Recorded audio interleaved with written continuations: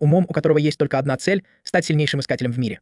Но в итоге он оказывается в самом слабом классе поддержки, который только можно себе представить. История начинается с того, что бездна угрожает уничтожить родной город Ноэля.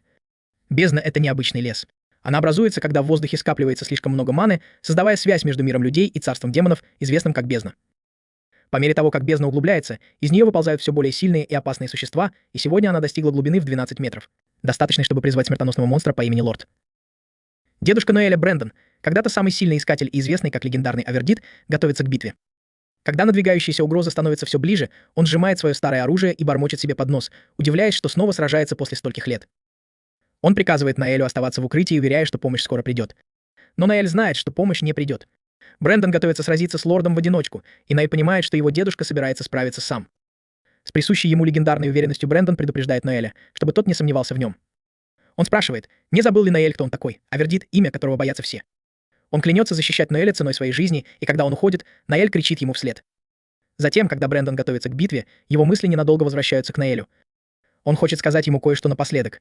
Мужчины никогда не должны позволять никому смотреть на них свысока, с чем бы они ни столкнулись.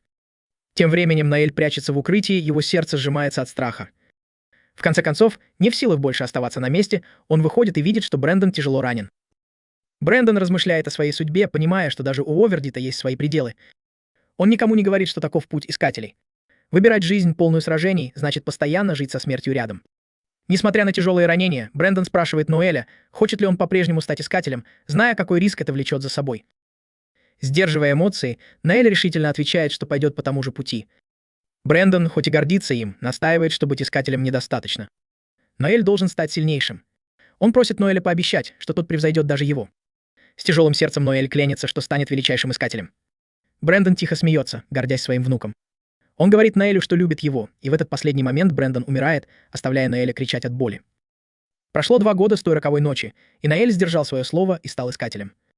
Его команда сейчас сражается с толпой монстров, и Ноэль, как всегда, отдает приказы, чтобы одержать победу.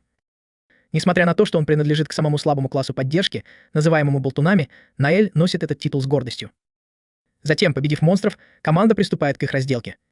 Ноэль объясняет, что хотя низшие вампиры не могут использовать магию, их королева может быстро порождать орды, каждая из которых достаточно сильна, чтобы разорвать быка на куски. Пока они планируют следующий шаг, вампир бросается на Ноэля, но Таня вовремя спасает его. Группа обсуждает, стоит ли идти прямо к королеве, чтобы остановить бесконечное появление монстров, но Ноэль советует этого не делать. Он напоминает им, что, будучи командой с ранга, они должны сначала сосредоточиться на уничтожении монстров, чтобы увеличить свои шансы на победу. Его товарищи по команде отмечают, насколько важен Ноэль, потому что его бафы играют решающую роль в их успехе, давая ему право командовать. Даже несмотря на более низкий ранг, они справляются с этой миссией в ранга благодаря руководству и навыкам Ноэля. Мол на мгновение задумывается о своей роли. Как болтун, его задача — поддерживать команду, усиливая ее боевые способности. Но его собственная сила в бою не так уж велика. Он полностью зависит от своих товарищей по команде, пока они сражаются, а он усиливает их силу со стороны. Вот почему над болтунами часто смеются, считая их самым слабым классом. Внезапно королева вампиров нападает из тени, выпуская смертельный ядовитый газ, который мгновенно распространяется, повергая команду в хаос. Ллойд и Уолтер сразу понимают, что сначала нужно спасти Ноэля, они знают, что без его бафов они обречены. Затем Таня бросается на помощь, но в суматохе ее сбивает королева. И теперь, когда Ноэль выведен из строя, Ллойд и Уолтер пытаются дать отпор. Они с болью осознают, что без его поддержки им не победить в этой битве. Отчаявшаяся команда на грани паники умоляет Ноэля отдать им приказы, напоминая ему, что он болтун. Ноэль злится и огрызается, говоря им, чтобы они не смотрели на него свысока. Одним быстрым движением он достает свое оружие, готовый показать им, на что способен болтун. Он активирует навык тактика, повышая способности всей команды на 25%, просто отдавая команды. Затем Ноэль обращается к своим безмозглым товарищам по команде, приказывая им уклониться от атаки. Затем он использует свой боевой голос, мгновенно увеличивая скорость восстановления их выносливости и маны. Ноэль приказывает Тане создать барьер вокруг 2 воинов, готовя их к уничтожению зверя. Но все быстро меняется, когда появляются новые монстры. Когда Таня начинает паниковать, Ноэль использует свой навык поддержки, чтобы успокоить ее и привести в чувство. Сохраняя хладнокровие, он устанавливает таймер на 74 секунды и заявляет, что разберется с мелочью, пока остальные сосредоточатся на главном. Ноэль продолжает отдавать приказы, направляя каждое движение с хирургической точностью, приказывая им подготовиться к самой сильной атаке. Оглушив всех мелких монстров, Ноэль достает свой магический пистолет, единственное оружие против зверей, на которое может положиться такой болтун, как он. Он выпускает ледяную пулю, замораживая демонов на месте, но один из них вырывается. Теперь у Ноэля осталась последняя пуля, а на часах всего 43 секунды. Он хладнокровно рассчитывает, что оставшийся монстр доберется до него через 23 секунды, что дает ему достаточно времени, чтобы приказать команде атаковать главного монстра.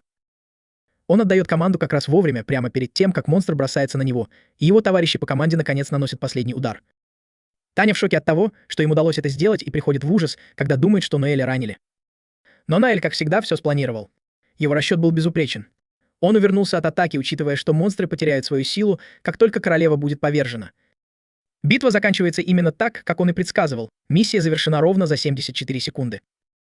Впечатленные, но смеющиеся, его товарищи по команде дразнят его за то, что он слишком рисковал. Наэль вспоминает своего дедушку. В детстве Наэль расстраивался из-за того, что был болтуном и мечтал стать воином, как его дедушка. Но его дедушка, как всегда, успокаивал его, обещая, что его талант в конце концов проявится и что он поможет Наэлю стать сильнейшим искателем, независимо от его класса. Вернувшись в настоящее, Наэль молча подтверждает свою цель. Превзойти своего легендарного дедушку, даже будучи болтуном, роль которого многие считают самой слабой. Он начинает объяснять, что Итрей, столица империи Вильмонт, процветает благодаря синергии магии и технологий, основанных на исследованиях зверей, с которыми они сражаются. Город зависит от искателей, которые защищают его от бездны, и за это их почитают как героев. Позже, во время ужина с командой, Наэль вспоминает, как в 15 лет он начал искать товарищей в таверне, зная, что как болтун он не может сражаться в одиночку. Уолтер, сияя от гордости за их 5-миллионную награду, рассказывает об их стабильном прогрессе, а Тамия и Ллойд обсуждают, как подняться еще выше. Ноэль тем временем тихо размышляет, что их команде действительно не помешал бы разведчик, но пока он сосредоточен на том, чтобы набраться опыта со своим нынешним отрядом. Разговор принимает другой оборот, когда слегка подвыпивший Уолтер спрашивает Ноэля, не расстроен ли он из-за награды. Подразнивая его, Уолтер говорит, что Ноэль слишком заботится о деньгах и что у его секрета должно быть большое сердце, а не жадность. Слова Уолтера пробуждают в Ноэле еще одно воспоминание. Его дедушка однажды дал ему жесткий, но важный совет. Он сказал Ноэлю, что искатели должны ставить деньги на первое место не из жадности, а чтобы покупать лучшее снаряжение и припасы, необходимые для выживания. То, что его называют жадным или злым, не было оскорблением, а скорее признаком успеха. Его дедушка, которого называли Овердеев, преподал Ноэлю один важный урок. Когда не позволяй другим смотреть на тебя свысока, чтобы они не говорили. Вернувшись в настоящее, Ноэль утверждает, что его это не беспокоит, но Уолтер продолжает его дразнить. Это вызывает жаркий спор, в котором Ноэль упрекает Уолтера за то, что тот всегда использует свой возраст как знак авторитета. В конце концов, для искателя важны только навыки. Поэтому Ноэль насмехается над Уолтером за то, что тот использует свой возраст, чтобы давить на других. Затем Уолтер быстро отвечает, обвиняя Ноэля в том, что тот отсиживается в бою, пока другие рискуют. Он напоминает ему, что сам подставляет свою шею, чтобы защитить команду, но Ноэль продолжает его подкалывать. Ситуация накаляется, когда Уолтер угрожает убить Ноэля, а Ноэль, как всегда, бросает ему вызов. В этот момент вмешивается Ллойд, напоминая им, что они все на одной стороне. Он предлагает разделить награду и разойтись, и это помогает разрядить обстановку. После завершения миссии у команды остается всего 250, после того, как они заплатили клану. Таня недовольна выплатой, считая, что это ничтожно мало за проделанную работу. Ллойд пытается ее успокоить, говоря, что такие сложные миссии случаются часто, и в следующий раз они заработают больше.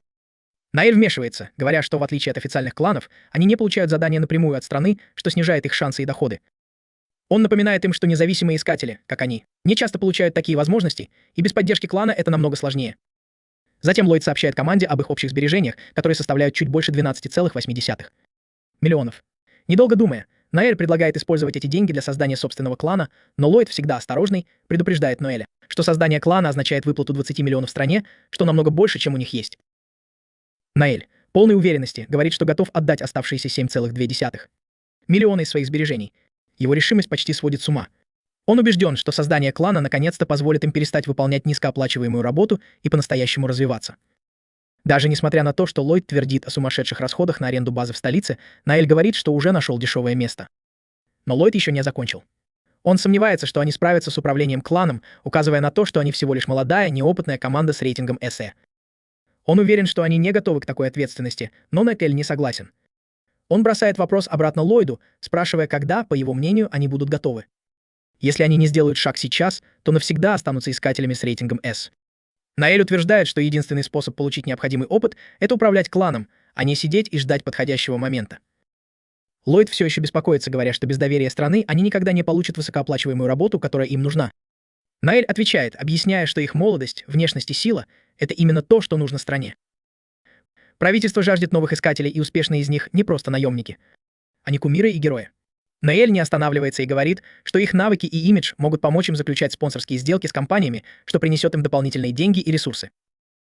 Уолтер, все еще шокированный разговором, не может понять, что привлекательная внешность может помочь им получить лучшие отношения со стороны страны. Наэль остается уверенным. Он даже подразнивает Уолтера, говоря, что, несмотря на его недостатки, даже у него есть внешность, которая может улучшить имидж клана. Уолтер, поначалу скептически настроенный, постепенно соглашается с Ноэлем. Устав от низкооплачиваемой работы, он соглашается с планом создания клана, признавая, что статус, слава и деньги звучат заманчиво. Он даже отпускает грубую шутку о том, что будет использовать свой новый статус для привлечения женщин, за что получает резкий выговор от Тани. Теперь, когда Уолтер на их стороне, Наэль обращается к Ллойду, ожидая его мнения как лидера. Затем Наэль заявляет, что они не согласны создавать клан, и он готов выйти из партии и забрать свою долю сбережений. В комнате воцаряется тишина, когда Наэль напоминает им о своей мечте — стать величайшим искателем, даже превзойдя своего легендарного деда Авердиата. Ллойд, застигнутый врасплох решимостью Наэля, понимает, что Наэль не отступит. Поразмыслив, он соглашается, признавая, что рано или поздно им все равно придется принять это решение. Таня все еще не верит в решение Ллойда, но он спокойно заверяет ее, что они всегда шли по этому пути. Ллойд предлагает отложить разговор до тех пор, пока они не отдохнут и не придут в себя после долгого дня и алкоголя. Группа соглашается встретиться снова через 2 дня, чтобы окончательно утвердить свои планы. Когда все расходятся, Таня останавливается, словно хочет что-то сказать Наэлю, но в итоге просто тихо прощается. На следующий день Уолтер в панике прибегает к Наэлю, утверждая, что Ллойд и Таня предали их, оставив их в замешательстве и не зная, что делать дальше. Прочитав письмо, Наэль быстро все понимает. Оказывается, Ллойд пару лет назад вложил все свои деньги в неудачные инвестиции и теперь погряз в долгах. Чтобы выбраться из этой ямы, он присвоил средства партии и сбежал из города, прежде чем кто-то успел это заметить. Наэль находит это смешным, потому что Ллойд, который всегда вел себя благородно и по-рыцарски, провернул самую хитрую аферу. Но хватит смеяться, Наэль переходит к делу и спрашивает Уолтера, когда и где он нашел письмо. Уолтер объясняет, что вчера вечером узнал о новой работе и первым делом утром отправился в комнату Ллойда, чтобы поделиться новостями. Но когда он пришел, Ллойда уже не было. Тогда хозяин гостиницы передал ему письмо. По словам хозяина гостиницы, Ллойд и Тамия покинули гостиницу около 8 вечера, накануне вечером, незадолго до закрытия городских ворот. При обычных обстоятельствах ни Ноэль, ни Уолтер не узнали бы об этом до конца дня. А это значит, что Ллойд пытался выиграть как можно больше времени, прежде чем кто-то заметит его отсутствие. Сейчас 9:30 утра, так что хотя они узнали об этом раньше, чем ожидал Ллойд, прошло уже больше половины дня. Ллойд и Таня должно быть уже далеко от столицы.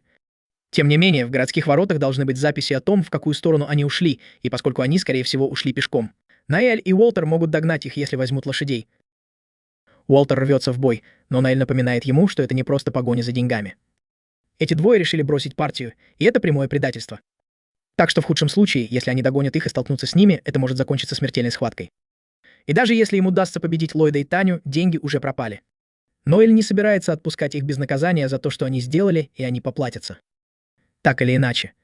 Одевшись, Наэль ведет Уолтера в местную таверну. Уолтер в замешательстве, не понимает, зачем они здесь, но Наэль знает, что объяснять Уолтеру что-либо бессмысленно, потому что он все равно ничего не поймет, поэтому просто говорит ему следовать за ним. Когда они входят, Наэль сразу привлекает внимание всей таверны. Затем он объявляет, что 2 членов его партии украли их деньги и сбежали из столицы, предлагая награду в 2 миллиона филов тому, кто вернет их живыми. Уолтер начинает паниковать, спрашивая, зачем Наэль так публично объявил об их ситуации. Наэль спокойно объясняет, что он пытается выманить одного конкретного человека, поэтому объявление об этом во всей таверне — просто способ сэкономить время. Первой группой, принявшей задание, становится партия «Укус молнии», поэтому Наэль рассказывает их лидеру все, что знает о побеге Ллойда и Тани. Вскоре несколько других партий тоже соглашаются на предложение, но Наэль все еще не нашел того, кого ищет. Затем к Наэлю подходит подозрительный мужчина и сразу же говорит, что у него есть полезная информация, именно такой человек ему и нужен. Они выходят на улицу, чтобы поговорить, и мужчина объясняет, что вчера видел пару, покидающую город, которая идеально подходит под описание Ллойда и Тани. Он утверждает, что точно знает, куда они направляются, но проблема в том, что его партия недостаточно сильна, чтобы справиться с ними в одиночку. Почувствовав возможность, Наэль предлагает ему 1 миллион филов в обмен на помощь, половину награды. Мужчина пытается поторговаться за полные 2 миллиона, но Наэль уже прочитал его как открытую книгу. Он знает, что у парня нет денег, чтобы отказаться от миллиона филов, поэтому мужчина в конце концов соглашается на сделку. Когда все улажено, Наэль говорит мужчине, чтобы он собрал свою партию и встретился с ним у южных ворот. Он также просит Уолтера подождать его там, потому что Наэлю нужно кое-что сделать. Через некоторое время Наэль заканчивает приготовление и направляется к главным воротам, чтобы встретиться со всеми. Уолтер явно встревожен, поэтому отводит его в сторону, чтобы спросить о том, что его беспокоит. Он хочет знать, действительно ли Наэль готов сразиться с Ллойдом и Таней, но Наэль без колебаний говорит, что не против их убить. Никаких сомнений. Уолтер не может поверить, насколько холоден Ноэль после всего, через что они прошли вместе как партнеры. Ноэль признается, что с самого первого дня их знакомства он уже разработал план на случай, если они когда-нибудь перейдут ему дорогу. На самом деле, у него даже есть план для Уолтера. Ноэль никогда по-настоящему не доверял никому из них и говорит Уолтеру, что недоверие может пойти ему на пользу в будущем. Позже, в тот же день в отдаленной деревне, Ллойд и Таня идут пешком, и Ллойд уверяет ее, что пока они в безопасности. Так что он уверен, что сегодня они могут спокойно отдохнуть. Он считает, что Ноэль не станет преследовать их, тем более, что деньги уже пропали. Но Ллойд серьезно недооценивает, насколько мелочным может быть Ноэль, и вдруг позади них появляется Ноэль в окружении отряда охотников за головами, готовых их схватить. Ллойд в панике тянется за мечом, но прежде чем он успевает пошевелиться, Ноэль использует свою способность, чтобы заморозить его и Таню на месте. Оба стоят, ошеломленные и совершенно неспособные пошевелиться. Ллойд в ловушке, бежать некуда, и Уолтер выходит вперед, яростно крича на Ллойда за предательство. Он готов ударить Ллойда прямо в лицо, но Ноэль останавливает его, потому что хочет кое-что спросить. Ноэль знает, что Ллойд уже потратил все сбережения партии, но он считает, что деньги от охоты на вампиров все еще должны быть у них. Но Ллойд в панике отрицает это, утверждая, что он тоже потратил эти деньги, поэтому Ноэль невозмутимо спрашивает, не потратил ли Ллойд их на очередную неудачную инвестицию. Но Ллойд с улыбкой признается, что потратил деньги на погашение долгов. То, как Ллойд заикается и нервничает, дает Ноэлю все необходимые подтверждения. Теперь все ясно. Ллойд не просто плохой инвестор, он заядлый игрок. Скорее всего, он так много играл, что увяз в долгах, но Ноэль все равно хочет услышать это от Ллойда. Затем, прежде чем Ллойд успевает извиниться, Уолтер кричит на него за то, что он растратил все деньги, которые они с таким трудом заработали. Ллойд, сбросив маску невинности, кричит в ответ, утверждая, что он здесь настоящая жертва. Он не хотел трогать деньги партии, но азартные игры были слишком увлекательными, чтобы устоять, и кроме того, они сами виноваты, что свалили на него всю ответственность за руководство. Для Ноэля это конец. С него хватит жалких оправданий Ллойда. Поэтому Ноэль без колебаний бьет Ллойда ногой в лицо, сбивает его с ног и начинает бить ногами. Наглость Ллойда, пытающегося переложить вину, приводит его в ярость, потому что именно Ллойд умолял стать лидером. Кроме того, он мог бы тратить деньги на свою зависимость от азартных игр. Вскоре Ллойд оказывается в крови и умоляет о прощении. Ноэль даже не признает этого. Он готов бить Ллойда 1000 раз, если это поможет ему почувствовать удовлетворение. В этот момент Таня отчаянно просит Ноэля пощадить Ллойда. Ноэль останавливается, но только для того, чтобы предложить извращенную сделку. Он пощадит Ллойда, если Таня согласится принять наказание вместо него. Ноэль, всегда готовый наказать любого, говорит, что не против втоптать ее в грязь, если она этого действительно хочет. Затем, используя свою силу, он заставляет ее признаться в своей причастности. Под влиянием способностей Ноэля Таня вынуждена сказать правду. Она признается, что играла на деньги партии вместе с Ллойдом, и что удивительно, она еще больше игрок, чем он. Она даже начинает обвинять Ллойда в частых проигрышах, говоря, что если бы она играла больше, то не оказалась бы в такой ситуации, потому что она лучше него в этом. Способность Ноэля заставляет цель говорить абсолютную правду, какой бы неприятной она ни была. Затем Таня приходит в себя, она в ярости и обвиняет Ноэля в том, что он использовал на ней контроль разума, крича, что это противоречит имперскому закону. Ноэль невозмутимо соглашается с ней, использование контроля разума в личных целях незаконно. Но он холодно напоминает ей, что она здесь преступница, и то, что он делает, не является контролем разума в личных целях. Это допрос, и в данной ситуации он абсолютно законен. Теперь, когда Ноэль разобрался с предателями, человек, который помог ему поймать Ллойда и Тамию, требует свою плату. Ноэль соглашается, но просит его подождать минутку. Но мужчина явно не из терпеливых, поэтому он хватает Ноэля и обвиняет его в попытке выманить у них деньги. Ноэль спокойно укладывает мужчину на землю и уверяет, что заплатит ему за работу, поэтому ему лучше заткнуться и подождать. Но мужчина все еще злится, достает нож и собирается напасть на Ноэля. Но это худшая ошибка, которую он мог совершить, потому что Ноэль, не терпящий угроз, тут же вырубает его ударом в грудь. Ноэль научился этому приему у своего деда, когда сам оказался в такой ситуации. Это точный удар в область чуть выше сердца, временно парализующий сердечную мышцу и заставляющий даже опытных бойцов терять сознание, если все сделано правильно. Дед Ноэля позаботился о том, чтобы он овладел этим приемом, потому что Ноэль не умеет усиливать себя, поэтому этот прием дает ему хотя бы один надежный способ нападения. Затем, когда товарищи мужчины утаскивают его без сознания, как раз вовремя подъезжает роскошная карета. Из нее выходит никто иной, как Финоккио Борзини, печально известный работорговец с театральными замашками и, как ни странно, друг Ноэля. Он глава семьи Борзини, и, несмотря на свою эксцентричность и вычурность, один из немногих знакомых Ноэля, кто может выполнить работу. Ноэль тепло приветствует его, ведь Финоккио — ключ к его плану. И если это еще не очевидно, Ноэль намерен продать Ллойда и Таню в рабство, чтобы вернуть деньги, которые они у него украли. Таня в ужасе протестует, но Ноэль быстро напоминает ей об альтернативе.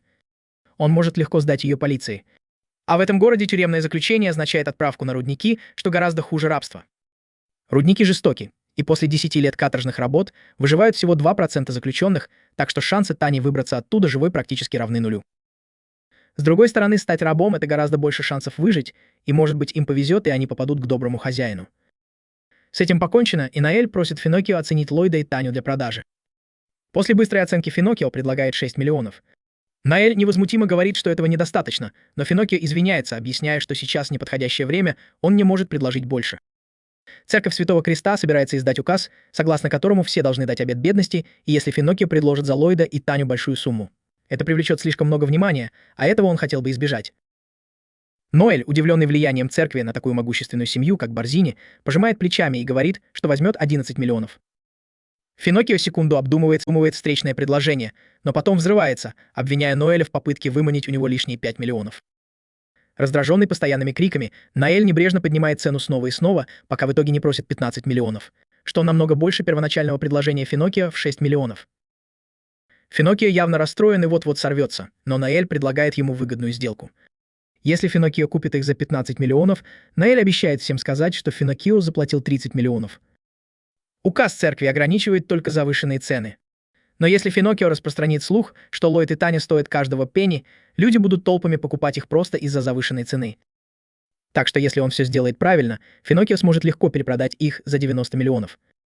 Впечатленный хитростью Ноэля, Финоккио даже предлагает ему стать главой его семьи.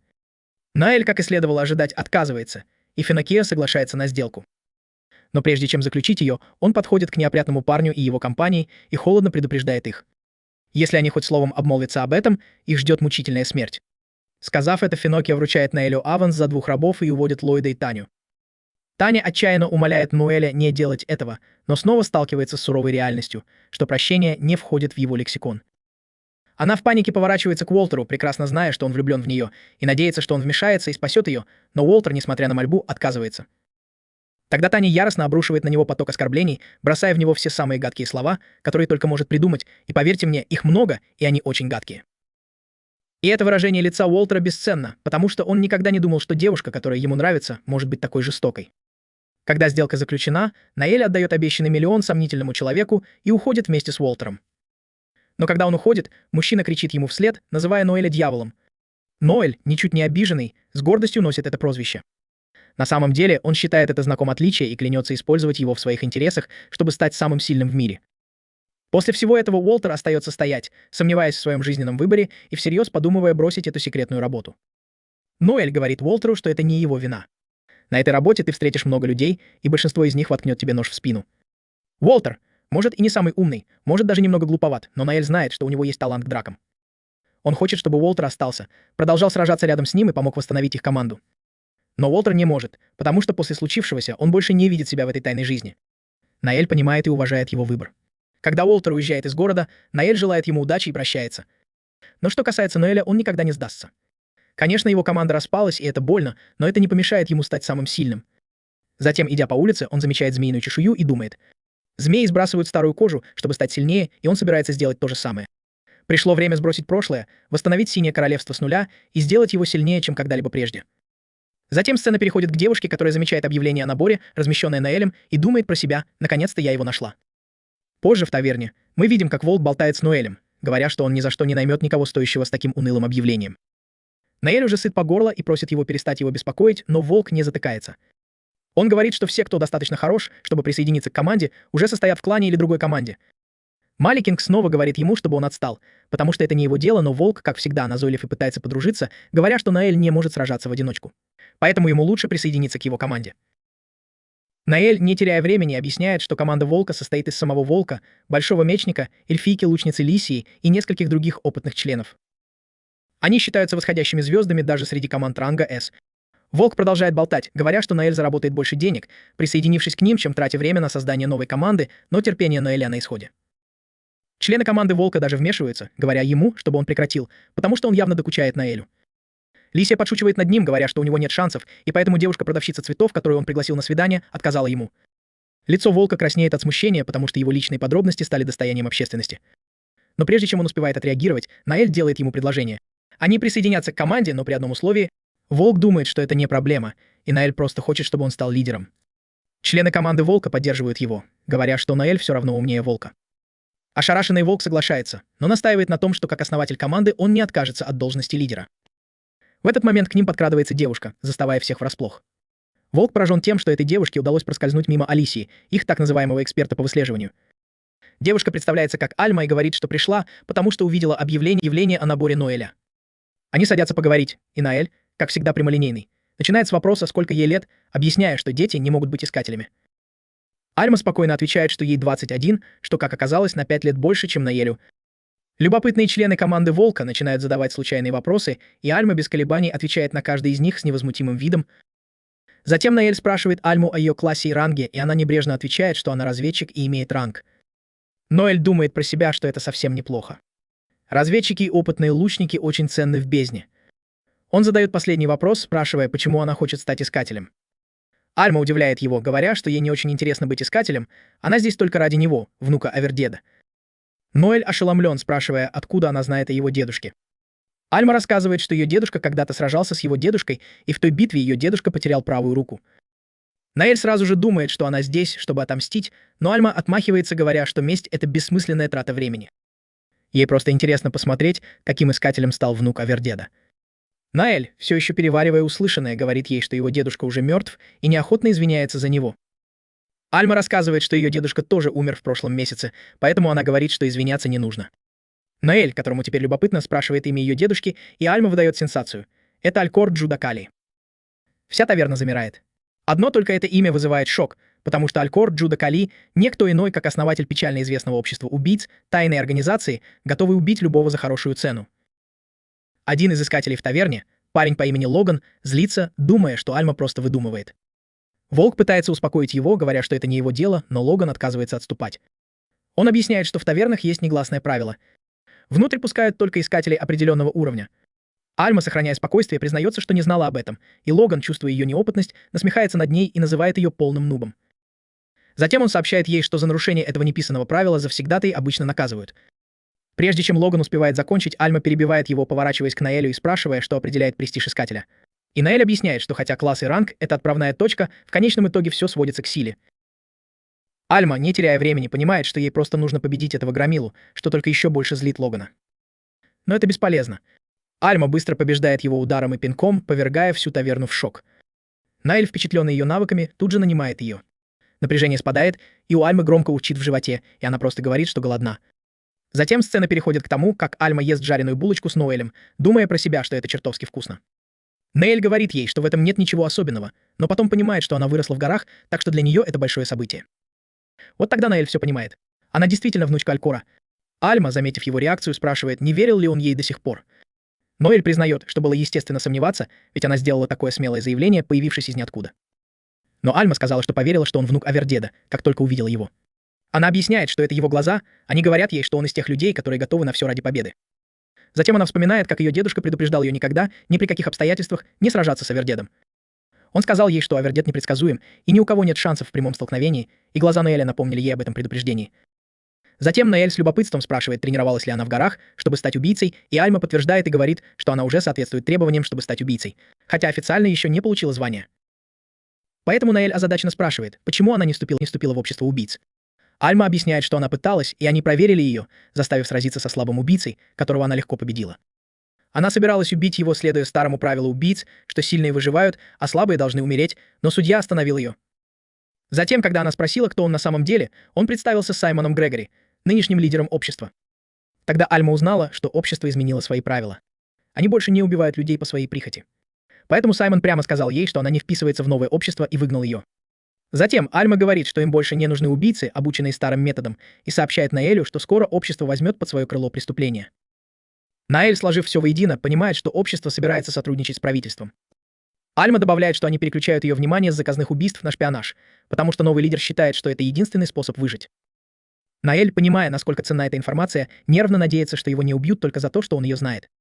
Альма вдруг вспоминает, что эта информация должна быть совершенно секретной, и успокаивает его, смеясь, что она защитит его, как старшая сестра.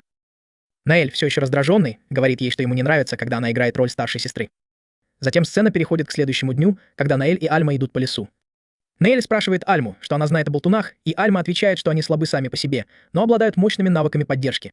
и их задача использовать их, чтобы помочь своей команде. Ноэль соглашается, но добавляет, что это не так просто, как кажется. Один неверный баф, и вся команда может быть уничтожена. Он объясняет, что болтуны должны тщательно оценивать поле боя, прежде чем что-то делать, и их задача — отдавать правильные приказы, чтобы максимально использовать возможности своих товарищей по команде. Он подчеркивает, что настоящая роль болтуна — контролировать поле боя, но есть одна загвоздка. Они не могут усиливать себя, что делает их классом, который не может выжить или сражаться в одиночку. Альма, уверенная в его способностях, говорит ему, что он справится сам, и Наэль с полуулыбкой признает, что был бы давно мертв, если бы это было не так. Когда они останавливаются у реки, Наэль просит Альму поймать для него монстра.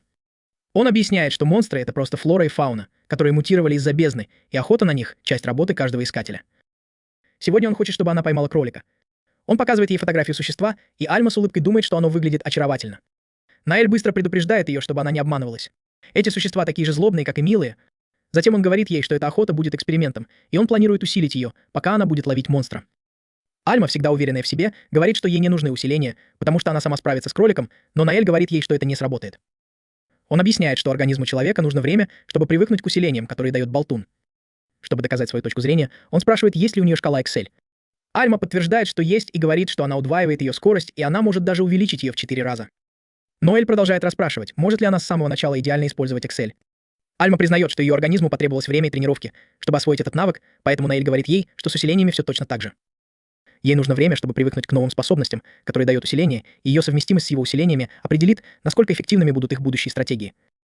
Он упоминает, что его предыдущей команде потребовалось полмесяца, чтобы привыкнуть к его усилениям, и Альма наконец поняла его. Затем Наэль спрашивает ее, сколько кроликов-убийц поблизости, и Альма, не задумываясь, отвечает, что в радиусе 200 метров их 13. Затем Наэль начинает тест, усиливая Альму боевым голосом и тактиком. Затем он объясняет, что пока она будет следовать его приказам, ее способности будут усиливаться.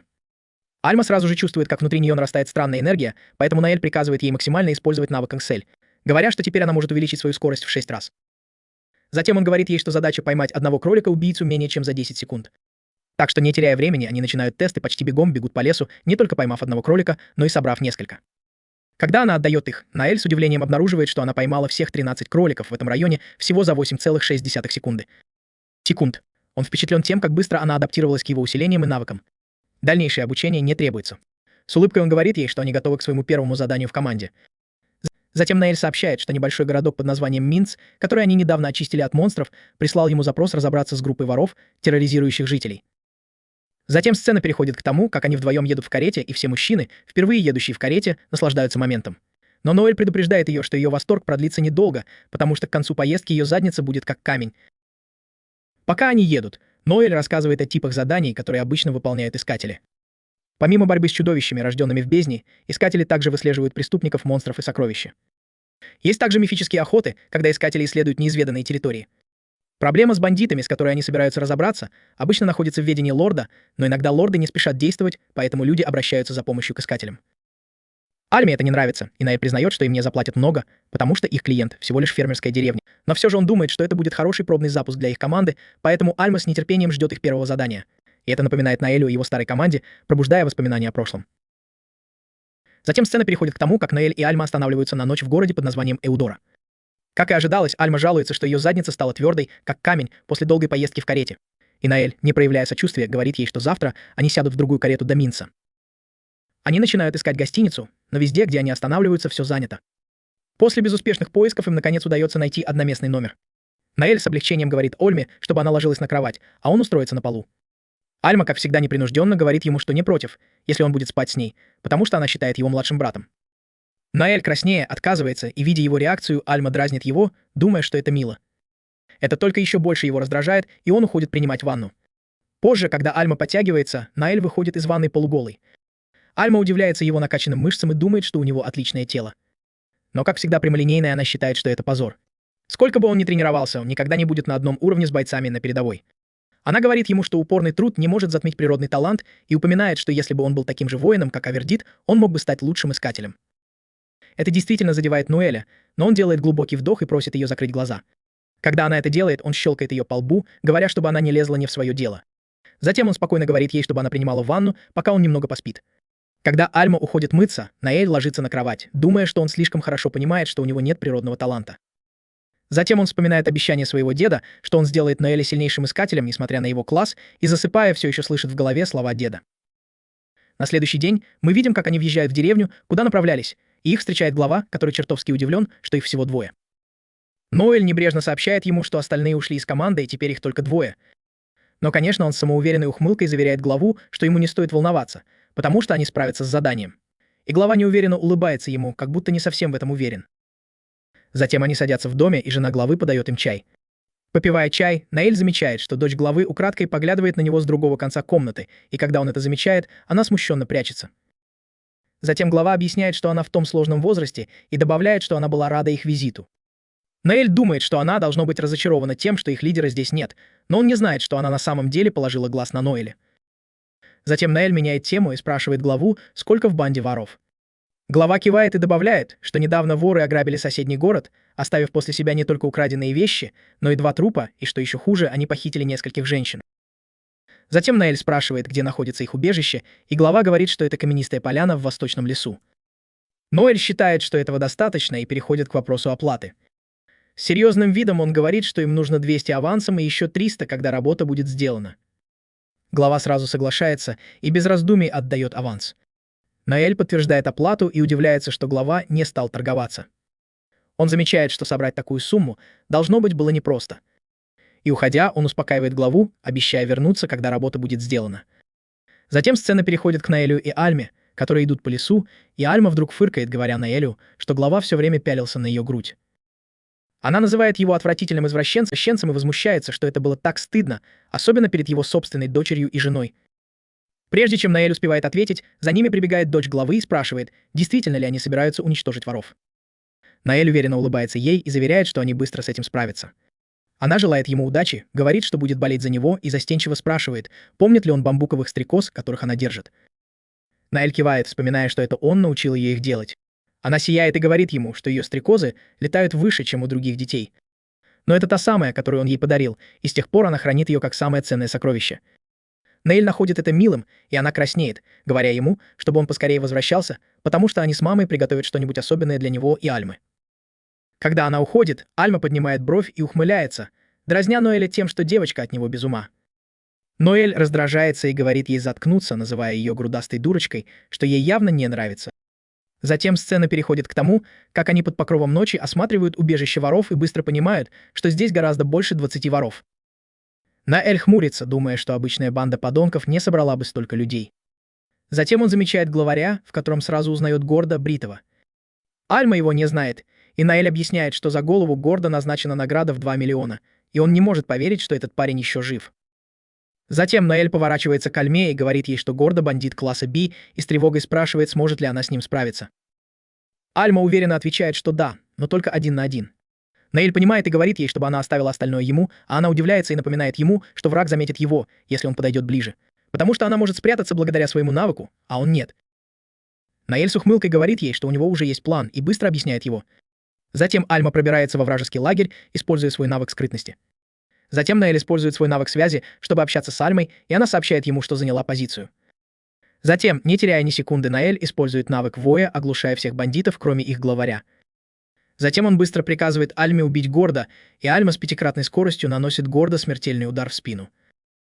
Затем эффект воя проходит, и Ноэль говорит ей, чтобы она отвлекала оставшихся врагов, пока он не доберется до них. И Альма с радостью принимается за работу, убивая бандитов одного за другим с жуткой улыбкой. Ноэль не может не заметить, что она начинает получать удовольствие от кровавой бойни и с тревогой понимает, что в будущем у нее могут быть проблемы. Когда он наконец добирается до места, он оплакивает Альму, а затем бросает светошумовую гранату, ослепляя врагов. Пока они мечутся, Ноэль стреляет огненными пулями, сжигая их, пока они оглушены. Затем сцена возвращается к дому вождя, и вождь, нервно глядя на сумку в руке Ноэля, спрашивает, что случилось с ворами. Ноэль небрежно достает отрубленную голову их главаря Горда и требует оставшуюся часть оплаты. Вождь, с облегчением, но немного потрясенный, приглашает его остаться на ужин, прежде чем уйти. Пока они едят, вождь упоминает, что его дочь прошла оценку как фехтовальщик, а затем она робко признается, что хочет стать искателем, как Ноэль, но не уверена, что у нее получится. Ноэль говорит ей, что это может сделать каждый, но затем объясняет, что ей просто нужно зарегистрироваться в правительстве, чтобы стать искателем, а затем поступить в школу для обучения. Обучение бесплатное, но ей нужно будет оплачивать расходы на проживание, поэтому он советует ей начать копить деньги прямо сейчас. Он также предлагает ей набраться опыта в качестве помощника, объясняя, что помощники — это по сути посыльные для искателей. Это не самый распространенный путь, но она хотя бы увидит, как работают профессионалы. Затем девушка с нетерпением спрашивает Ноэля, сможет ли она присоединиться к Blue Beyond, когда станет сильным искателем. Ноэль обещает ей, что если она действительно станет сильной, и если он все еще будет тем искателем, на которого она равнялась, то он позволит ей присоединиться. Она так взволнована, что практически светится, когда вождь деревни и его жена приносят вино. Вождь с гордостью говорит им, чтобы они наслаждались им, говоря, что оно обошлось ему в $100 и что он приберег его для особого случая. Затем Ноэль нюхает вино и сразу понимает, что оно высшего качества или так кажется.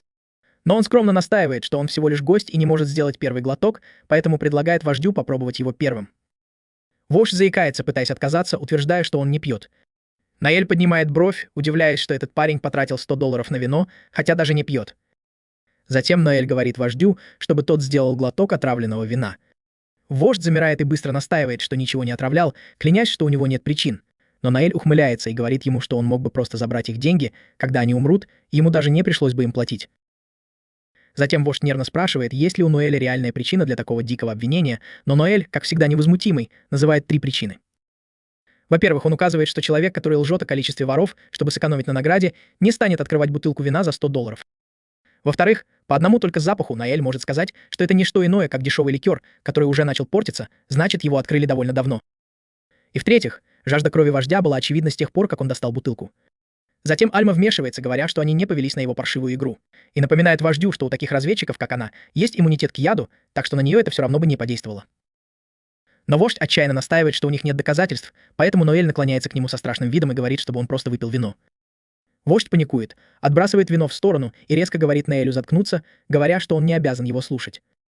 Затем Ноэль использует свое признанное умение на вожде, и под его воздействием вождь признается, что действительно отравил вино, и мы видим, что его дочь в ужасе от этого. Затем, не раздумывая, Ноэль безжалостно выкалывает вождю глаз прямо у нее на глазах, холодно говоря ему, что это только начало. Он говорит вождю, что следующим будет его второй глаз, а затем и остальные части тела. Вождь в агонии умоляет о прощении, предлагая заплатить $300, которые он все еще должен. Ноэль категорически говорит, что этого недостаточно после того, как этот человек пытался его убить, и поэтому требует все деньги в доме. Вождь, дрожа, объясняет, что не может, у него есть долги, которые нужно выплатить. Ноэлю все равно, и он собирается выколоть второй глаз, но тут в дом вбегает дочь вождя. Вождь в отчаянии выпаливает, что он занял деньги у семьи Гамбино, мафиозной группировки, и если он не заплатит, они убьют его. Ноэль невозмутимо говорит, что ему все равно и собирается начать пытку. Когда дочь возвращается со всеми монетами в доме, всего 820, и со слезами на глазах умоляет Ноэля пощадить ее отца. Вождь отчаянно говорит ей не отдавать деньги, предупреждая, что Гамбино убьют их обоих, если они не заплатят. Но дочь игнорирует его и отдает все Ноэлю. Ноэль берет деньги и уходит, не оглядываясь, но когда он уходит, девушка кричит ему вслед, говоря с разбитым сердцем, что теперь она ненавидит искателей. В лесу Альма смотрит на Ноэля и спрашивает, все ли с ним в порядке. Он отмахивается, говоря, что все хорошо, но Альма не верит и продолжает расспрашивать, действительно ли он в порядке после того, как раздавил девушку, которая когда-то восхищалась им. А потом она говорит ему, что это должно быть было больно. Ноэль просто отвечает, что не боится разочаровывать людей. Затем Альма дразнит его, говоря, что он всегда может положиться на своего большого друга, когда становится трудно, но Ноэлю явно не нравится эта идея. Затем они замечают вдалеке летающий дирижабль, и Ноэль быстро определяет, что он принадлежит клану Козьего Ужина, 3-звездочному клану. Альма с любопытством спрашивает, что вообще означает регалия, и Ноэль объясняет, что это означает клан, официально признанный империей. Есть 7 кланов с регалиями, но они не равны. Их ранг зависит от их силы и достижений. Внизу 4 3-звездочных клана, выше них 2 2-звездочных, а на самом верху 1 1-звездочный клан. Одно из преимуществ регалии — право владеть дирижаблем, и Альма считает, что на таком корабле должны быть влиятельные люди. Ноэль добавляет, что они не просто влиятельные, они лучшие из лучших с точки зрения богатства, опыта и смелости. Затем он небрежно упоминает о своем плане стать частью регалии в течение года, и это напоминает Альме о том, как она сдавала экзамен в общество убийц. После экзамена она спросила лидера, сдала ли она его. Он сказал ей, что с точки зрения боевого мастерства, да, сдала. Но Альма смущенно спросила, что еще может быть. Тогда лидер сказал, что ей нужно было ответить на простой вопрос, и он спросил ее, не она ли убила Алькора, предыдущего главу общества убийц. Она без колебаний призналась в этом. Она объяснила, что даже так называемый бог убийц стал легкой мишенью, когда его поразила старость. Затем он спросил ее, почему она это сделала, и Альма невозмутимо ответила, что в этом вопросе нет смысла. Лидер пожал плечами, сказав, что это просто праздное любопытство, но он кое-что понял. Альма не была внучкой Алькора, как все думали, она была его дочерью. Она подтвердила это, сказав, что была одной из многих детей, рожденных от женщин, которых Алькор похитил из разных деревень. Затем она вспомнила, как в детстве ее заставляли драться с другими детьми ее возраста, объяснив, что Алькор был одержим идеей создать равного себе. Он хотел переродиться, но стать сильнее, поэтому решил создать непобедимую версию себя после поражения от сверхсмерти. Все ее братья и сестры были принесены в жертву в этом извращенном стремлении, и она была единственной выжившей, его величайшим успехом. Затем Саймон прямо сказал ей, что она не подходит для общества, и она в шоке спросила его, почему. Он объяснил, что, хотя она, несомненно, была сильной, она не подходила для того, чем становилось общество. Они собирались превратиться в правительственное агентство, и хотя они продолжали убивать, это больше не было их единственной целью. Убийство было бы просто средством достижения цели, а не конечной целью, как раньше, и он добавил, что этот сдвиг был необходим для обеспечения их будущего. Альма пришла в ярость и расплакалась. Затем она начала говорить, что 21 год училась быть убийцей, и теперь все это казалось бессмысленным. Она кричала, что никогда не веселилась, никогда не влюблялась, потому что ее жизнь была украдена этим жестоким обучением. И теперь, после всего этого дерьма, он говорит ей, что они ее не знают. И она срывается, как маньяк, требуя знать, для чего были последние 21 год ее жизни, и сердито просит его вернуть ей жизнь. Затем она почувствовала себя потерянной и вслух спросила, что ей теперь делать. Саймон Нанон любезно сказал ей, что ей придется разобраться в этом самой. Но перед уходом он упомянул кое-что интересное. Недавно он услышал, что внук сверхсмерти теперь стал искателем, и Альма с любопытством спросила, силен ли он. Саймон ответил, что да, но его класс Болтун — самый слабый класс из всех.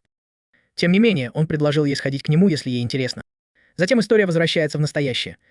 Альма, тронутая воспоминаниями, внезапно обнимает Ноэля и с любовью обещает, что всегда будет сражаться рядом с ним.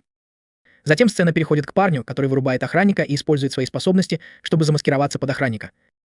Затем он направляется к посту охраны и небрежно спрашивает других охранников, находится ли в камере заключенный, приговоренный к смертной казни. Охранник отвечает, что заключенный там, но добавляет, что он на удивление хорошо себя ведет и почти не дает о себе знать. Оказывается, этот молчаливый заключенный — печально известный убийца, от которого весь город Эри дрожал от страха, и его зовут Хьюго Капелия, он известен как кукловод.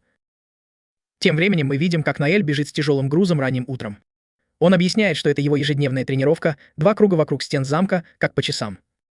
Он никогда не пропускает ее, каким бы уставшим не был.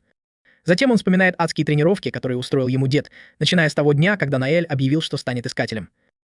В тот день его добрый и нежный дедушка исчез, и его место занял безжалостный инструктор. Ноэль день за днем проходил жестокие тренировки, зная, что поскольку искатели могут усиливать себя магией, он может полагаться только на свое тело. Он вкладывал в тренировки всю душу, отказываясь сдаваться до самого конца. Позже мы видим Ноэля в душе, вспоминающего слова Альмы о том, какое у него подтянутое тело. Несмотря на все эти усилия, это мало что ему дает, потому что он болтун, а не боец на передовой. Выйдя из душа, Альма приходит в гости. Заметив, где живет Ноэль, она самодовольно замечает, что у него, наверное, хорошая комната. Он спрашивает, как у нее дела и обустроилась ли она. Она отвечает, что не очень, но терпимо. Затем Ноэль замечает, что она пришла раньше, и напоминает, что они договаривались на другое время. И она дразнит его, спрашивая, не рад ли он видеть свою старшую сестру раньше, и вслух задается вопросом, может ли она его потрогать. Но прежде чем он успевает ответить, она начинает трогать его, забираясь на него сверху на кровати. Когда Ноэль пытается ее остановить, Альма пытается поцеловать его, думая, что он милый, но Ноэль вовремя отталкивает ее, ударив головой. Позже мы видим, как они вдвоем гуляют по городу, и Альма все еще обижена, удивляясь, как Ноэль мог ударить девушку головой. Но Ноэль, не теряя времени, говорит, что имел полное право, потому что она практически пыталась его изнасиловать. Альма ухмыляется и снова дразнит его, говоря, что он сам виноват, что такой милый. Пока они идут, она замечает пару, держащуюся за руки, и без колебаний берет Ноэля за руку, объявляя, что у них свидание. А затем нахально спрашивает, куда он ее сегодня поведет. Для начала они идут в гильдию оценщиков, где Ноэль объясняет, что здесь оценивают классы и повышают ранг. Он добавляет, что оценщик — это уникальный класс, доступный только гномам, и они не могут повышать ранг. Он говорит, что гномы — странная компания, они как будто существуют только для того, чтобы изучать классы. Оглядевшись, они замечают, что один из гномов помогает искателю повысить ранг. Ноэль небрежно спрашивает Альму, что она собирается делать, ведь у нее есть метка, означающая, что она готова к повышению ранга. Объясняется, что когда кто-то готов повысить уровень, на его теле появляется метка, обычно на тыльной стороне ладони или на груди. Альма в своей обычной манере шутит, что было бы очень мило, если бы метка Ноэля оказалась на его восхитительной заднице, но Ноэль стонет, прося ее прекратить. А затем спрашивает, собирается ли она стать убийцей. Она пожимает плечами, говоря, что еще не решила, и задает ему встречный вопрос, спрашивая, что, по его мнению, ей следует делать. Ноэль признается, что понятия не имеет, но добавляет, что стать убийцей может быть полезно, хотя им придется избегать дублирования навыков, когда они будут набирать больше людей. Альма удивляется, когда он упоминает о наборе других, и Ноэль поясняет, что они, очевидно, не смогут справиться с бездной в одиночку, так что да.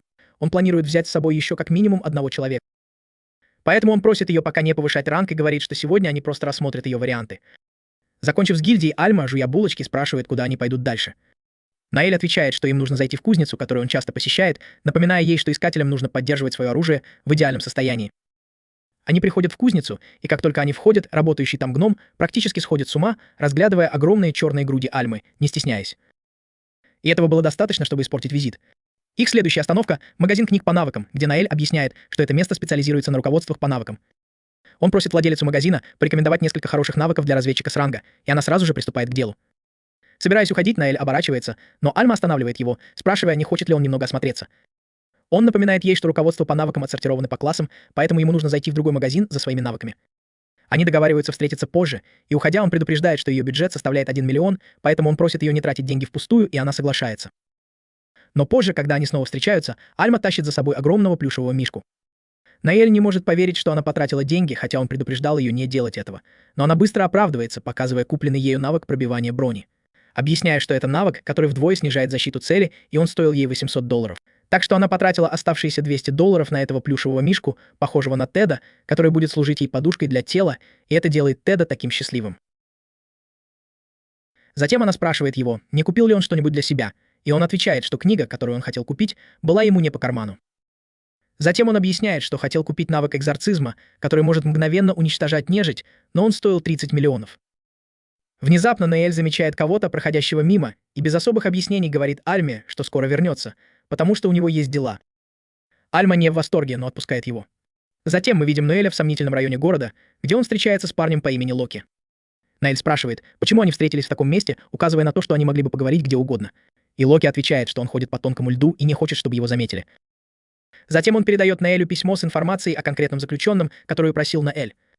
Пока Наэль просматривает информацию, Локи поднимает бровь и спрашивает, действительно ли Наэль серьезно собирается нанять убийцу, от которого весь город Итраи дрожит от страха. Ноэль убежден, что Хьюго подставили, поэтому он собирается провести расследование и доказать его невиновность.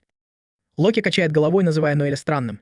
Сначала он продал своих товарищей по партии в рабство, а теперь пытается спасти заключенного, приговоренного к смертной казни, чтобы взять его в свою партию. Поэтому он вслух задается вопросом, не съехал ли Ноэль с катушек. Ноэль, как всегда, воспринимает это как комплимент. Затем он благодарит Локи за информацию, добавляя, что не ожидал меньшего от Безликого, лучшего информатора в столице. Локи с ухмылкой говорит, что лезть ему не поможет, и при этом превращается в разных людей, как будто это ничего не значит. Затем он спокойно объясняет, что он имитатор, класс, который может копировать внешность любого человека.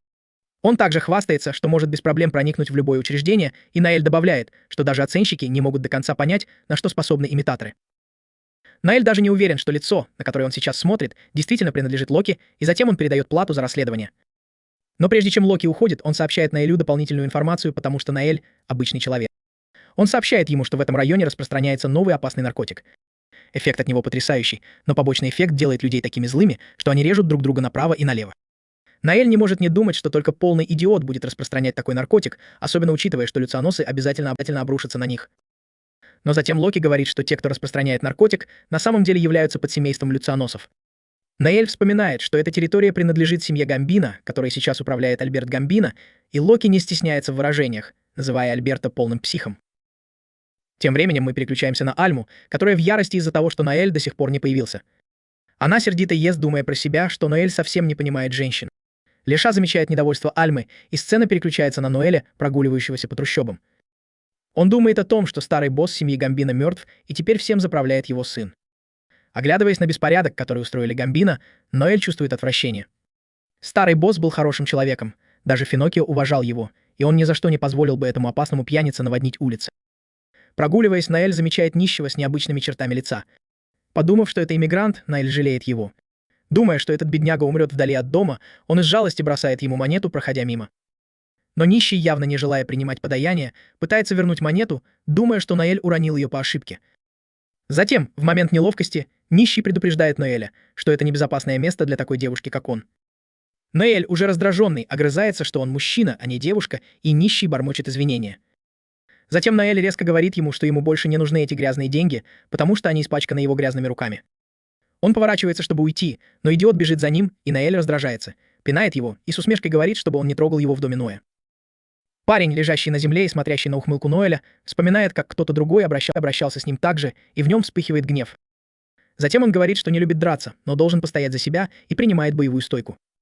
Наэль, заметив, что это не просто уличный бандит, понимает, что у парня есть навыки. Парень становится серьезным и требует, чтобы Ноэль извинился, но когда Ноэль отказывается, он бросается на него. Наэль легко уклоняется, и они обмениваются ударами, но Наэль явно сильнее. Гид, тяжело дыша, впечатлен и говорит, что движения Ноэля ужасны. Он даже вслух задается вопросом, не ниндзя ли Наэль. Затем Наэль объясняет, что ниндзя — это подкласс разведчиков, который встречается только в островном государстве на Востоке, и он догадывается, что этот парень оттуда. Затем он говорит парню, что на самом деле он болтун. Парень выглядит удивленным, но, видя, насколько силен Ноэль, не отступает. Вместо этого он выпускает свою ауру, готовясь к атаке, и говорит, что сейчас он покажет свои настоящие навыки. Наэль заинтригован и думает, что, возможно, ему повезло с этим парнем, и принимает серьезную боевую стойку, чтобы проверить его способности. Как раз в тот момент, когда они собираются сразиться, к ним подходит невысокий парень, похожий на гнома, и прерывает их. Он называет парня по имени Куба и спрашивает, почему он дерется, когда ему сказали сидеть тихо. Тем временем мы переключаемся на Лишу, которая находится с Альмой. Она узнает, что Альма еще не выбрала класс, и Альма перечисляет ей убийцу, мучителя, преследователя и бандита. Она объясняет, что больше всего ей нравится убийца и преследователь, но Лиша говорит, что ей должно быть трудно решить, хочет ли она сражаться на передовой или нет. Альма соглашается, говоря, что это действительно зависит от остальных членов ее группы, поэтому она пока откладывает это. Затем Лиша размышляет вслух и задается вопросом, не ищет ли Наэль сейчас новых членов группы. Вернувшись в трущобы, невысокий парень начинает ругать Кубу за его действия и использует кольцо на руке, чтобы наказать его. Наэль быстро понимает, что Куба, должно быть, дал клятву подчинения этому парню, и кольцо позволяет его владельцу контролировать того, кто дал клятву. Он говорит, что использование такого устройства незаконно, если, конечно, человек не раб. Затем невысокий парень, который ниже сосиски, спрашивает Ноэля, кто он такой, и, естественно, совершает классическую ошибку, предполагая, что Ноэль девушка. Идиот даже пытается быть слишком развязным, но Ноэль быстро ставит его на место ударом ноги. Затем Ноэль достает пистолет, направляет его прямо на маленького подонка и спрашивает, откуда он. Парень признается, что он из Садалина, но отказывается объяснять, почему он здесь. Конечно, Ноэль этого не потерпит, и после небольшого убеждения парень наконец рассказывает правду. Он говорит, что ему пришлось бежать из Садерлина, потому что его поймали на подпольных боях для семьи Алимбертов, и он присваивал себе прибыль. Ноэль складывает все воедино и понимает, что парни прячутся здесь, потому что семья Гамбина сильнее Алимбертов, и они не могут добраться до него на этой территории. Ноэль спрашивает, является ли Куга его гладиатором, и парень подтверждает это. Ноэль понимает, что он собирается заставить Кугу драться на подпольных боях, чтобы получить призовые деньги и вернуться в бизнес. Парень признает, что Ноэль все понял, но все еще думает, что Ноэль женщина, поэтому спрашивает, связан ли он с подпольными боями. Ноэль поправляет его, говоря, что он искатель, и, кстати, мужчина. Внезапное раскрытие пола шокирует парня, что еще больше злит Ноэля. Ноэль думает, что никому не будет дела, если он убьет этого парня, ведь семья Алимбертов не будет искать сбежавшего вора. К тому же Куга будет свободен, когда этот парень исчезнет. Затем Ноэль нажимает на курок, но мы не видим, куда попала пуля. Тем временем Лиша, разрушительница семей, болтает с Альмой и упоминает, что объявление о наборе Ноэля все еще висит на городской площади, так что, возможно, кто-то связался с ним. Альма, все еще раздраженная тем, что Ноэль ушел посреди их свидания, признает, что это типичное поведение Ноэля. Но Лиша шутит, что, возможно, он сейчас набирает нового многообещающего члена. Альма не против, потому что она убеждена, что она все, что нужно Ноэлю, но предупреждает, что если появится кто-то еще, она его убьет. Затем мы видим, что Ноэль намеренно промахивается, когда стреляет, ухмыляется и говорит невысокому парню Мигелю убираться, давая ему 10-секундную фору. Мигель в панике будет своего слугу, и пока они готовятся бежать, Ноэль размышляет, что такому парню, как Куга, не нужно спасение, потому что он более чем способен освободиться сам. Затем, наблюдая за их бегством, он бормочет, что ему не нужна какая-то звезда-собака в его команде, ему нужен настоящий свирепый волк. Позже Ноэль возвращается, чтобы встретиться с Альмой, но с удивлением обнаруживает, что там еще и Лисия. Он поднимает бровь, спрашивая, зачем она здесь. Она просто благодарит его за ужин, но Ноэль огрызается, что он не обещал заплатить, и Лисия бросает на него взгляд, спрашивая, не собирается ли он извиниться за то, что бросил их свидание. Альма, явно раздраженная, вмешивается и говорит, что она бы ела одна, если бы не пришла Лисия. Чувствуя ее недовольство, Ноэль сдается и соглашается оплатить счет за них обоих. Когда они садятся за кофе, Лисия небрежно спрашивает, не набирал ли Ноэль людей для своей команды. Это напоминает Ноэлю Уге, но он отмахивается и говорит, что нет, он был занят чем-то другим. Затем он поворачивается к Лисии и спрашивает, слышала ли она о недавнем распространении опасного наркотика. Лисия кивает и спрашивает, почему ему это интересно. Ноэль объясняет, что наркотик невероятно мощный, но имеет неприятный побочный эффект, вызывает неконтролируемую ярость. Он упоминает, что наркотик распространяется бесконтрольно, и просит Лисию предупредить банду Волка, чтобы они были начеку. Лисия находит странным, что Ноэль беспокоится о них, и он отмахивается, говоря, что просто делится информацией как деловой партнер. Затем Лисия встает, чтобы уйти, говоря, что ей пора на работу. Она поворачивается к Альме и говорит, что им стоит встретиться снова, но в следующий раз с деловыми партнерами Мэтта, а не с его друзьями. Альма загорается этой идеей и предлагает им стать лучшими подругами. Лисия соглашается и приглашает Ноэля присоединиться к ним, но он просто отмахивается и говорит ей уходить. После ее ухода Ноэль размышляет, что раз даже Лисия слышала об этом наркотике, то, скорее всего, он распространяется за пределами территории Гамбино. И он надеется, что это не станет серьезной проблемой. Затем сцена переносится на базу семьи Гамбино, где Мигель и Куга теперь пленники. Они стоят перед грозным Альбертом Гамбино, безжалостным главой семьи. Затем Альберт замечает, что не может позволить им уйти безнаказанными за кражу у семьи Алимбертов, добавляя, что глава Алимбертов приказал передать Мигеля, как только его найдут. И Мигель понимает, что это последний человек, которого он не хотел бы поймать, потому что знает, что Альберт Гамбино не просто опасен, он настоящий безумец, практически воплощение дьявола. Однако Альберт говорит, что было бы слишком скучно просто передать его, добавляя, что ему неинтересно работать на такую захолустную семью, как Алимберты. Мигель видит возможность, пытается очаровать его и соглашается, что такая благородная семья, как Гамбино, не должна опускаться до обслуживания жалких Алимбертов. Альберт соглашается и со злобным блеском в глазах говорит, что у него есть идея получше. Они передадут их Алимбертам в виде мягких игрушек. Мигель в ужасе пытается понять, что имеет в виду Альберт, пока тот не объясняет. Он собирается оставить его в живых, упаковать их останки в мешки и подарить Алимбертам. Лицо Мигеля бледнеет, а Куга, как ни странно, чувствует облегчение. Он думает, что, может быть, теперь он наконец-то получит смерть, на которую надеялся. Но прежде чем Альберт успевает осуществить свой план, приходит глава деревни Минса, отчаянно желая поговорить с ним о долгах.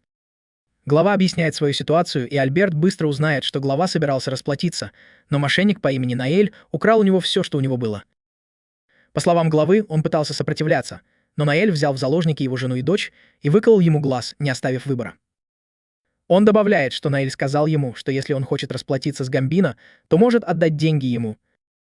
Альберт злится, пока глава пытается разжечь его ярость против Ноэля, чтобы спасти свою шкуру. Альберт объявляет, что Ноэля действительно нужно привлечь к ответственности за его дерзость. Однако затем он говорит главе, что будет ждать оплаты, и хотя глава испытывает облегчение, Альберт добавляет, что ему все равно придется столкнуться с последствиями за задержку. Затем глава отчаянно говорит, что у него больше нет денег, но Альберт уже знает об этом и спокойно заявляет, что вместо этого он просто возьмет правую руку главы. Затем он смотрит на Кугу, который известен как мастер фехтования. Он просит его отрезать руку главы, используя только свой деревянный костыль. Мигель быстро приказывает Кубе поторопиться и выполнить приказ Альберта, но прежде чем Куба начинает, Альберт небрежно принимает наркотик, чтобы войти в состояние эйфории, ухмыляясь, что ему нужно лекарство, чтобы в полной мере насладиться кровопролитием. Когда Куга подходит, чтобы отрезать руку главы, тот усмехается, думая, что Куга не сможет сделать это палкой. Но Куга отрезает ему руку, как будто это ничего не значит. Впечатленный этим жестоким мастерством, Альберт в восторге, а Мигель, воспользовавшись моментом, с гордостью заявляет, что Куба — гладиатор, которого он лично тренировал, и предлагает его Альберту в знак дружбы. Затем сцена меняется, и мы видим, как Куба надевает новые доспехи и становится рабом Альберта. Пока он одевается, на него нахлынули воспоминания. Его мать когда-то была известна своей красотой, а отец был успешным торговцем. У них была хорошая жизнь, и однажды, когда они пошли в храм помолиться о здоровом ребенке, на них напали бандиты. Бандит ударил его отца, и когда тот очнулся, то был потрясен, обнаружив, что его жена изнасилована и травмирована. Этот инцидент поверг мать Кубы в отчаяние, и через несколько месяцев она родила его. Но отец Кубы смотрел на ребенка с отвращением, едва узнавая в нем своего сына. Однажды, когда мать Кубы ухаживала за ним, она с грустью попросила отца посмотреть на их сына, но тот только пробормотал что-то невнятное, еще больше погрузив ее в депрессию. В ту же ночь мать Кубы покончила с собой, а отец с тех пор стал пить. Куга, отчаянно нуждаясь в родительской любви, пытался сблизиться с отцом, но каждый раз его отталкивали. Даже служанки смотрели на него с презрением, думая, что было бы лучше, если бы он умер вместе с матерью. Куга рос, чувствуя себя ненужным, и однажды утром он проснулся на корабле и понял, что его продали в рабство. Там он впервые встретил Мигеля, который представился его хозяином. Затем Мигель бросил его в жестокий мир подпольных гладиаторских боев, и когда Куба выиграл свой первый бой, Мигель похвалил его, и этот момент заставил Кубу расплакаться. Потому что впервые кто-то одобрил его. Но счастье было недолгим, потому что он быстро понял, что все еще остается рабом. Вернувшись в настоящее, Куга стоит в новой экипировке, готовясь к тому, что его ждет. Затем сцена переходит к Ноэлю, который ждет в старом здании, и спрашивает Локи, зачем тот позвал его сюда. Локи говорит, что он ценный клиент и хочет поделиться бесплатной информацией, и рассказывает, что семья Гамбино охотится за ним. Затем он рассказывает всю ситуацию, и Ноэль быстро понимает, что Альберт Гамбино, должно быть, поверил лжи, которую рассказал глава деревни Монетного двора, и теперь они охотятся за ним. Ноэль считает, что Альберт должно быть дурак, раз попался на такую уловку, и Локи кивает, называя босса Гамбино сумасшедшим, который действует импульсивно, а не логично. Затем Ноэль говорит, что слышал, что старый босс Гамбино был человеком чести, и не может понять, как такой человек мог передать свое наследие Альберту. Локи объясняет, что, возможно, это потому, что Альберт был его единственным сыном, хотя на самом деле он был незаконно рожденным от предыдущих отношений, и был принят в семью только когда достиг совершеннолетия. Внезапно Ноэль слышит тяжелые шаги приближающегося вооруженного человека и понимает, что Локи его сдал. Локи с сожалением смотрит на него и извиняется, и Ноэль говорит ему, что предательство клиента в качестве информатора полностью разрушает его репутацию профессионала. И Локи это знает. Но он признается, что ценит свою жизнь больше, чем свою работу, и говорит, что у него достаточно денег, чтобы уехать из города и начать все сначала в другом месте. Ноэль невозмутимо указывает на слабое место в плане Локи, а затем спокойно направляет на него пистолет и говорит, что нет причин оставлять его в живых. Затем Ноэль добавляет, что ему жаль, потому что он не испытывал к Локи ненависти. Локи говорит, что чувствует то же самое и неожиданно принимает свою судьбу с достоинством. Ноэль с любопытством спрашивает, почему он вдруг так спокойно относится к смерти, хотя несколько минут назад отчаянно пытался ее избежать. Локи отвечает, что только сейчас понял, что предал не Ноэля, а свою гордость как информатора. Впечатленный этой переменой, Ноэль опускает пистолет и решает пощадить его. Затем он говорит Локи, что ему не нужно уезжать из столицы, и заявляет, что сам уничтожит всю семью Гамбино. Он добавляет, что Локи может остаться здесь и восстановить свою гордость прямо в городе. Локи явно испытывает облегчение, по его щекам текут слезы, и Ноэль спокойно говорит ему уходить. Локи подчиняется, и, оставшись один, Ноэль выпивает боевое зелье, объясняя, что оно увеличивает его боевые способности на 10 минут, но потом наступает сильная отдача. В этот момент появляется убийца, и, к удивлению Ноэля, это Куба. Ноэль замечает, что Куба явно поднялся в мире, и Куба грубо отвечает, что это не его дело. Ноэль пожимает плечами и предлагает начать, отметив, что, по крайней мере, на этот раз их никто не прервет. Но Куба признается, что не хочет драться с Ноэлем, и даже вспоминает, что все еще должен ему серебряную монету. Ноэль ухмыляется и спрашивает, значит ли это, что он просто отпустит его, но Куба качает головой и говорит, что не может ослушаться своего хозяина. Но чтобы уравнять шансы, Купер официально представляется, рассказывая о своем ранге С и особом навыке фехтования. Ноэль быстро понимает, что Купер пытается уравнять шансы, рассказывая о своих способностях, но Ноэлю не нужно его сочувствие, поэтому он отвечает тем же, рассказывая о своем трюке. Использование навыков без затрат маны. Затем он выпускает несколько пуль, но Куба легко уклоняется и контратакует, заставляя Ноэля тоже уклоняться. Ноэль меняет тактику и стреляет огненным шаром, полагая, что Куба, как боец ближнего боя, скорее всего, не обладает огнестойкостью. Но Куба проходит сквозь пламя, оставляя Ноэля в шоке. Он понимает, что Куба, должно быть, разрезал сам воздух, создав вакуум и лишив огонь кислорода, чтобы он не мог гореть. Затем они обмениваются быстрыми ударами, и в какой-то момент Ноэль пытается ударить ниже пояса, целясь в украшение своей семьи, но Куба уклоняется и ругает его за нечестную игру. Ноэль отвечает, что в битве не на жизнь, а на смерть нет правил. Затем он использует светошумовую гранату, временно ослепляя Кубу, но Куба отбивается, нанося точные удары во все стороны. Наблюдая за точностью Кубы, несмотря на то, что он ничего не видит, Ноэль понимает, что Куба, должно быть, заранее подготовил атаку в воздухе, готовый применить ее в любой момент. И это должно быть его способность к фехтованию. Затем Куба атакует с закрытыми глазами, и Ноэль пытается оглушить его своим оглушающим воем, но Куба отмахивается от него, как от пустяка.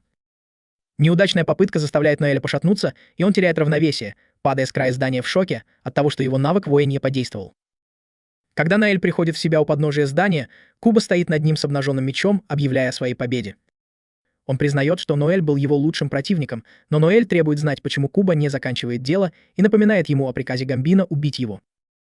Затем Ноэль сердито хватает меч, обвиняя Кубу в слабости, и предупреждает, что жалости здесь нет места, и Альберт Гамбино не пощадит Кубу, если тот провалит задание. Куба колеблется, не зная, сможет ли он это сделать, но Ноэль утверждает, что нет ничего дороже жизни, и Куба скептически спрашивает, не пытается ли Ноэль пожертвовать собой, чтобы спасти его. Но прежде чем он успевает решить, в воздухе проносятся иглы. Куба едва успевает увернуться, и появляется Альма. Ноэль рад ее видеть, но падает, потому что действие зелья закончилось, и он вспоминает, как связался с Альмой, выпив его. Затем Альма холодно спрашивает Ноэля, может ли она убить Кубу, и он разрешает ей. Альма бросается на Кубу, который парирует ее атаку, и заявляет, что не хочет причинять вред женщине, но Альма усмехается, утверждая, что она сильнее его. Затем их клинки яростно сталкиваются, и Куба насмехается над ней, говоря, что она застала его врасплох, но даже тогда не смогла его прикончить. Усмехаясь его высокомерию, Альма отвечает, что не позволит ему так легко умереть, и активирует свой пятикратный Excel, шокируя Кубу своей скоростью. Но ему все равно удается блокировать ее атаки. Понимая, что нужно сосредоточиться, Куба закрывает глаза, чтобы активировать спокойствие, навык, усиливающий его чувства. Затем Альма безжалостно атакует на высокой скорости, но Куба точно парирует каждое движение. Ноэль вспоминает, что спокойствие — это навык, обостряющий чувство пользователя, когда он закрывает глаза и понимает, почему ослепление Кубы не сработало раньше. Он с горечью размышляет о том, что всегда найдется кто-то сильнее его, и что он просто не может достичь определенных высот, но он отбрасывает жалость к себе, потому что на это нет времени. И если он не может достичь вершины самостоятельно, есть только один путь вперед. Победить сильнейшего, чтобы стать сильнейшим.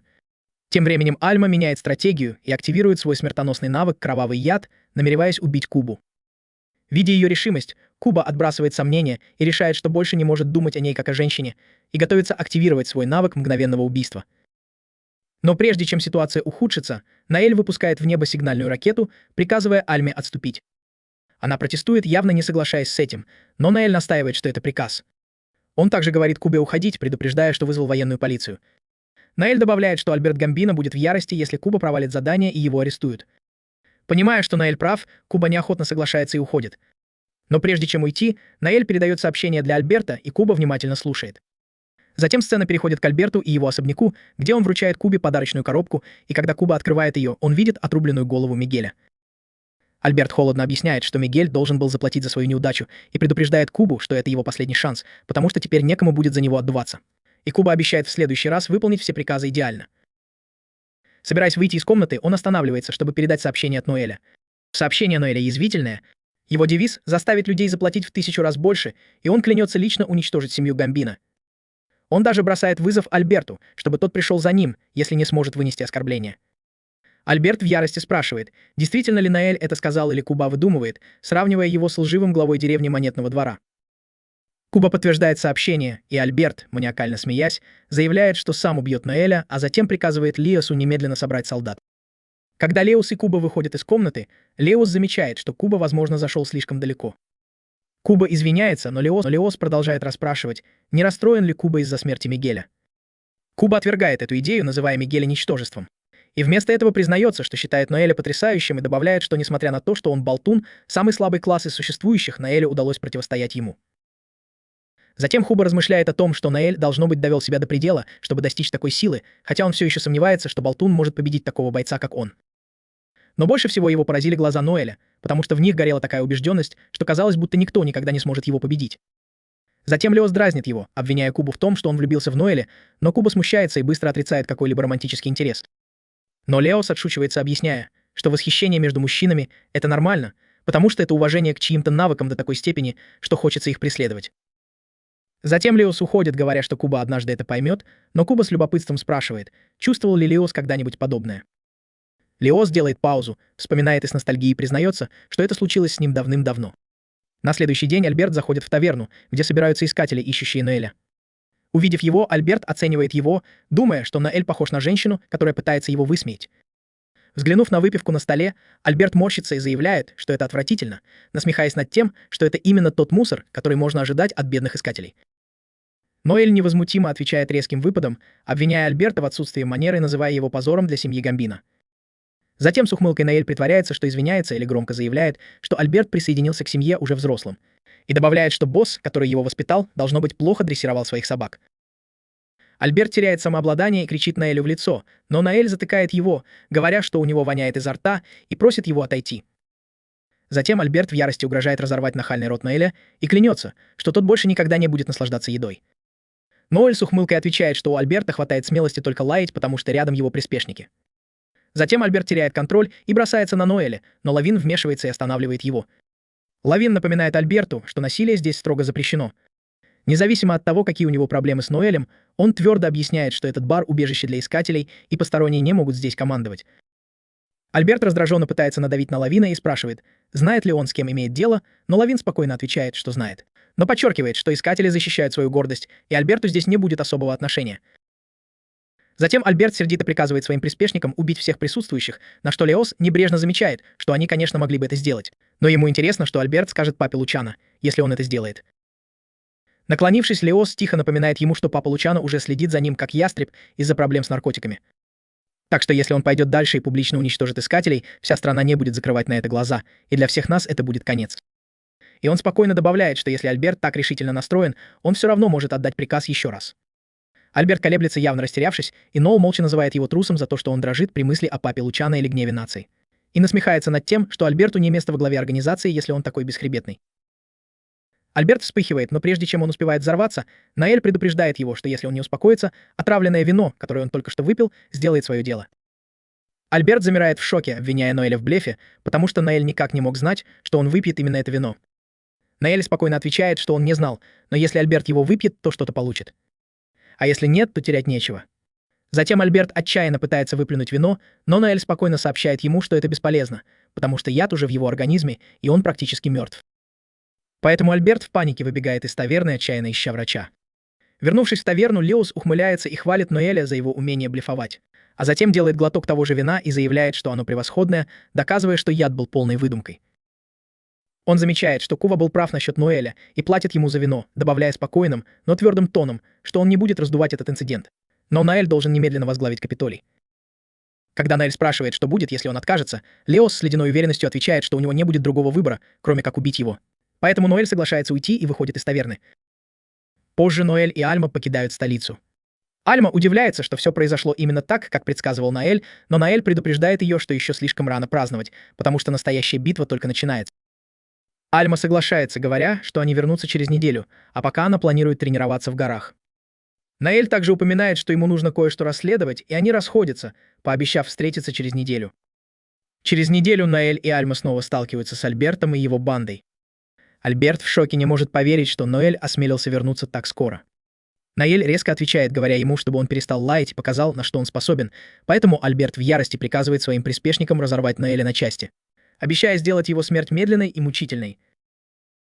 Но его люди не двигаются с места, поэтому Альберт растерянно требует объяснений, но они молчат. Тогда Ноэль сообщает Альберту, что его глупые действия лишили его права руководить. Затем история возвращается на несколько дней назад, и мы видим, как приспешники Альберта жалуются на свое жалкое положение. Они сыты по горло и говорят, что больше не могут выполнять безумные приказы своего босса. Недавно Альберт приказал им жестоко расправиться с главой деревни и всей его семьей. Атаска даже заставил этих закоренелых преступников вздрогнуть. Они не могут смириться с тем, что случилось с маленькой девочкой, и признаются, что присоединились к этому преступному миру. Потому что восхищались благородством предыдущего босса, который не охотился на беззащитных, поэтому они в отчаянии обратились к Леосу, спрашивая, может ли он вмешаться. Но прежде чем он успел ответить, вмешался Ноэль, призывая их прекратить ссориться между собой. Затем его взгляд упал на бамбуковую стрекозу, которую они держали, и его гнев вскипел, потому что это было доказательством того, что маленькая девочка мертва. Затем Леос напоминает Ноэлю, что он должен был покинуть столицу, на что Ноэль с ухмылкой отвечает, что он действительно уехал, но всего на неделю, и назвал это приятным маленьким отпуском. Леосу это не понравилось, и он потребовал, чтобы Ноэль объяснил, что он делает, на что Ноэль спокойно подтвердил, что понимает, и протянул Леосу листок бумаги, чем явно шокировал его. Затем повествование переносит нас еще дальше, раскрывая историю, стоящую за этим листком. Это было свидетельство о рождении Альберта, которое Ноэль получил от Локи. Локи рассказал, что мать Альберта была замужем за другим мужчиной, а значит, заявление Альберта о том, что он незаконнорожденный сын предыдущего босса, было ложью. У его матери был роман со старым боссом, но свидетельство ясно показало, что Альберт родился уже после ее замужества, и это доказывало, что он не был сыном босса. Когда Ноэль спросил, знал ли об этом старый босс, Локи предположил, что, скорее всего, знал. Но все равно продолжал притворяться из-за преданности или оставшихся чувств к своей бывшей возлюбленной. Затем Ноэль усвоил информацию и сказал Локи, что они квиты, имея в виду тот случай, когда Локи пытался его убить. Но прежде чем они расстались, Ноэль дал Локи новое задание — расследовать смерть старого босса и найти врача, который был с ним в последние минуты жизни. Локи быстро понял, что Ноэль подозревает неладное, и Ноэль спокойно заметил, что если его догадка верна, то у него есть все необходимое, чтобы уничтожить Альберта. Вернувшись в настоящее, Леос задает Альберту два важных вопроса. Сначала он прямо спрашивает, действительно ли Альберт сын бывшего босса, тыча ему в лицо свидетельством о рождении. Лицо Альберта застывает от шока, но Леос не останавливается на этом и спрашивает, не отравил ли он бывшего босса и не выдал ли это за естественную болезнь. Альберт пытается отрицать это, утверждая, что доказательств нет. Но вмешивается Ноэль, резко обрывая его и говоря, что доказательства не нужны, потому что врач, который все видел, уже все рассказал. Ноэль сообщает, что врач признался, что Альберт подкупил его, чтобы он молчал о подозрительных симптомах, указывающих на отравление. Альберт загнан в угол и пытается назвать Ноэля лжецом. Но Ноэль ухмыляется и говорит, что у таких болтунов, как он, есть навык под названием признания, который заставляет людей признаваться в своих преступлениях. И он спокойно объясняет, что использовал его на враче, и правда вышла наружу. Теперь Альберт явно загнан в угол, поэтому Леос дает понять, что они больше не будут следовать за ним, говоря, что он потерял их уважение и право на лидерство.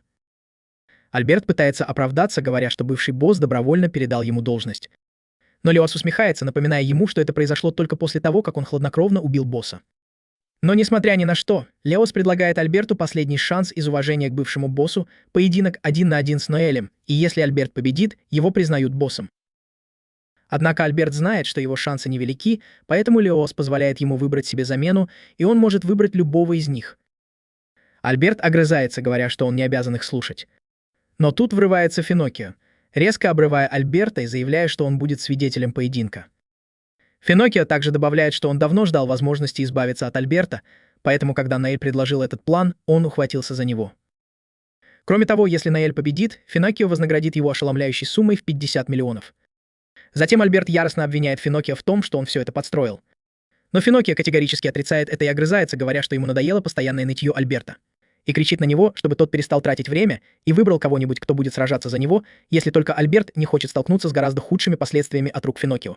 Поэтому Альберт неохотно соглашается выбрать замену.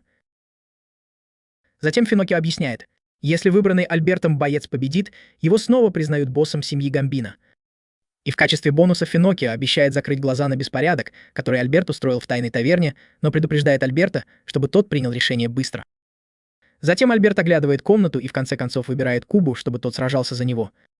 Ноэль, однако, уже предвидел этот ход, потому что, хотя Куба, возможно, и не самый сильный здесь, он связан клятвой подчинения. И у него нет другого выбора, кроме как подчиняться Альберту, даже если он не выиграет. Затем Альма видит в этом шанс на реванш, чтобы доказать, что она сильнее Кубы, но Ноэль отталкивает ее, настаивая, что сам справится. Альма пытается отговорить его, уверенная, что Ноэль не сможет победить Кубу, но Ноэль остается уверенным и говорит ей, чтобы она сидела и смотрела, как он сражается.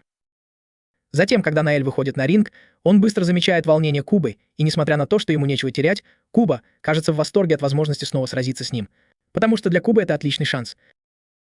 Затем Куба предполагает, что у Ноэля должен быть какой-то план, раз он так решительно настроен сражаться лично, и ему не терпится узнать, что именно задумал Ноэль. Затем два противника бросаются друг на друга, но Ноэль подпрыгивает в воздух и выпускает ледяную пулю. Куваю удается отразить ее, но удар создает высокую ледяную стену, которая окружает их, закрывая обзор на бой для всех снаружи. Пока идет бой, Ноэль продолжает уворачиваться от безжалостных ударов Кубы, и когда ему наконец удается немного отдалиться, Куба принимает боевую стойку, сигнализируя о своей атаке. Эта техника увеличивает силу атаки Кубы в 7 раз, когда он достает свой меч, а это значит, что если Ноэль подойдет слишком близко, он рискует быть разрубленным пополам. Но Ноэль остается невозмутимым, потому что он уже подготовил почву для победы. К удивлению Кубы, Ноэль отбрасывает пистолет, говоря, что у него закончились патроны. Вместо этого он достает кинжал, заявляя, что это завершит бой. Но прежде чем вступить в бой, Ноэль произносит что-то, казалось бы, бессмысленное. Он говорит, что апельсиновые корки можно использовать для удаления стойких жирных пятен. Куба, сбитый с толку этим бессмысленным комментарием, требует объяснить, о чем говорит Ноэль. Но Ноэль рассчитывал на это отвлечение, чтобы воспользоваться брешью в защите Кубы. Теперь Куба колеблется, опасаясь возможного подвоха, и этого колебания Ноэлю достаточно. В конце концов Куба наносит удар, рассекая руку Ноэля, но это часть плана Ноэля. Ноэль позволяет мечу Кубы ударить его, удерживая лезвие в руке ровно столько, чтобы успеть его вырвать. Потрясенный дерзостью Ноэля, Куба недоверчиво рычит. Но обезоружить Кубу недостаточно, чтобы закончить бой, потому что Куба силой отталкивает Ноэля и пытается вытащить свое оружие, прежде чем оно упадет на землю. И одним плавным движением он наносит сокрушительный удар, который разбивает ледяной купол вокруг них, отбрасывая Ноэля в сторону. Но Ноэль еще не побежден. Когда он падает, Куба видит возможность и бросается вперед, чтобы нанести смертельный удар.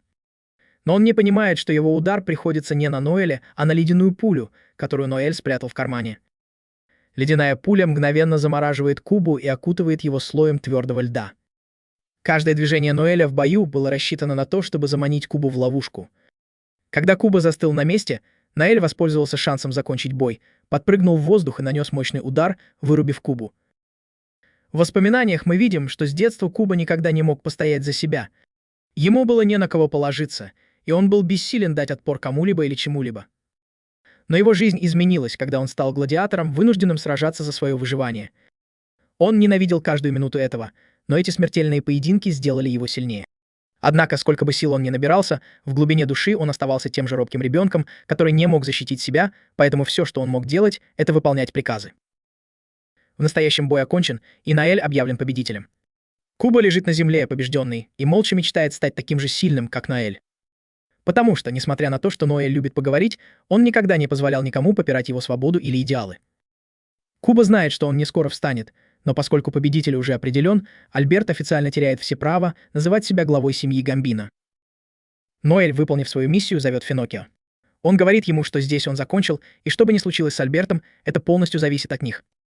Но прежде чем Ноэль уходит, Лео выходит вперед, чтобы похвалить его за невероятные боевые навыки и поблагодарить за то, что он наконец разобрался с Альбертом. Лео добавляет, что если Ноэлю когда-нибудь понадобится помощь, он будет рад ее оказать. Но Ноэль отказывается, твердо заявляя, что больше не хочет иметь ничего общего с семьей Гамбино. Позже Ноэль и Альма уходят в соседнее здание, где Альма начинает обрабатывать его раны. Пока она перевязывает его, она ругает Ноэля за безрассудство во время боя. Она говорит, что последний удар в грудь Кубы был неоправданно рискованным, потому что, если бы Куба его предвидел, Ноэль мог бы легко проиграть.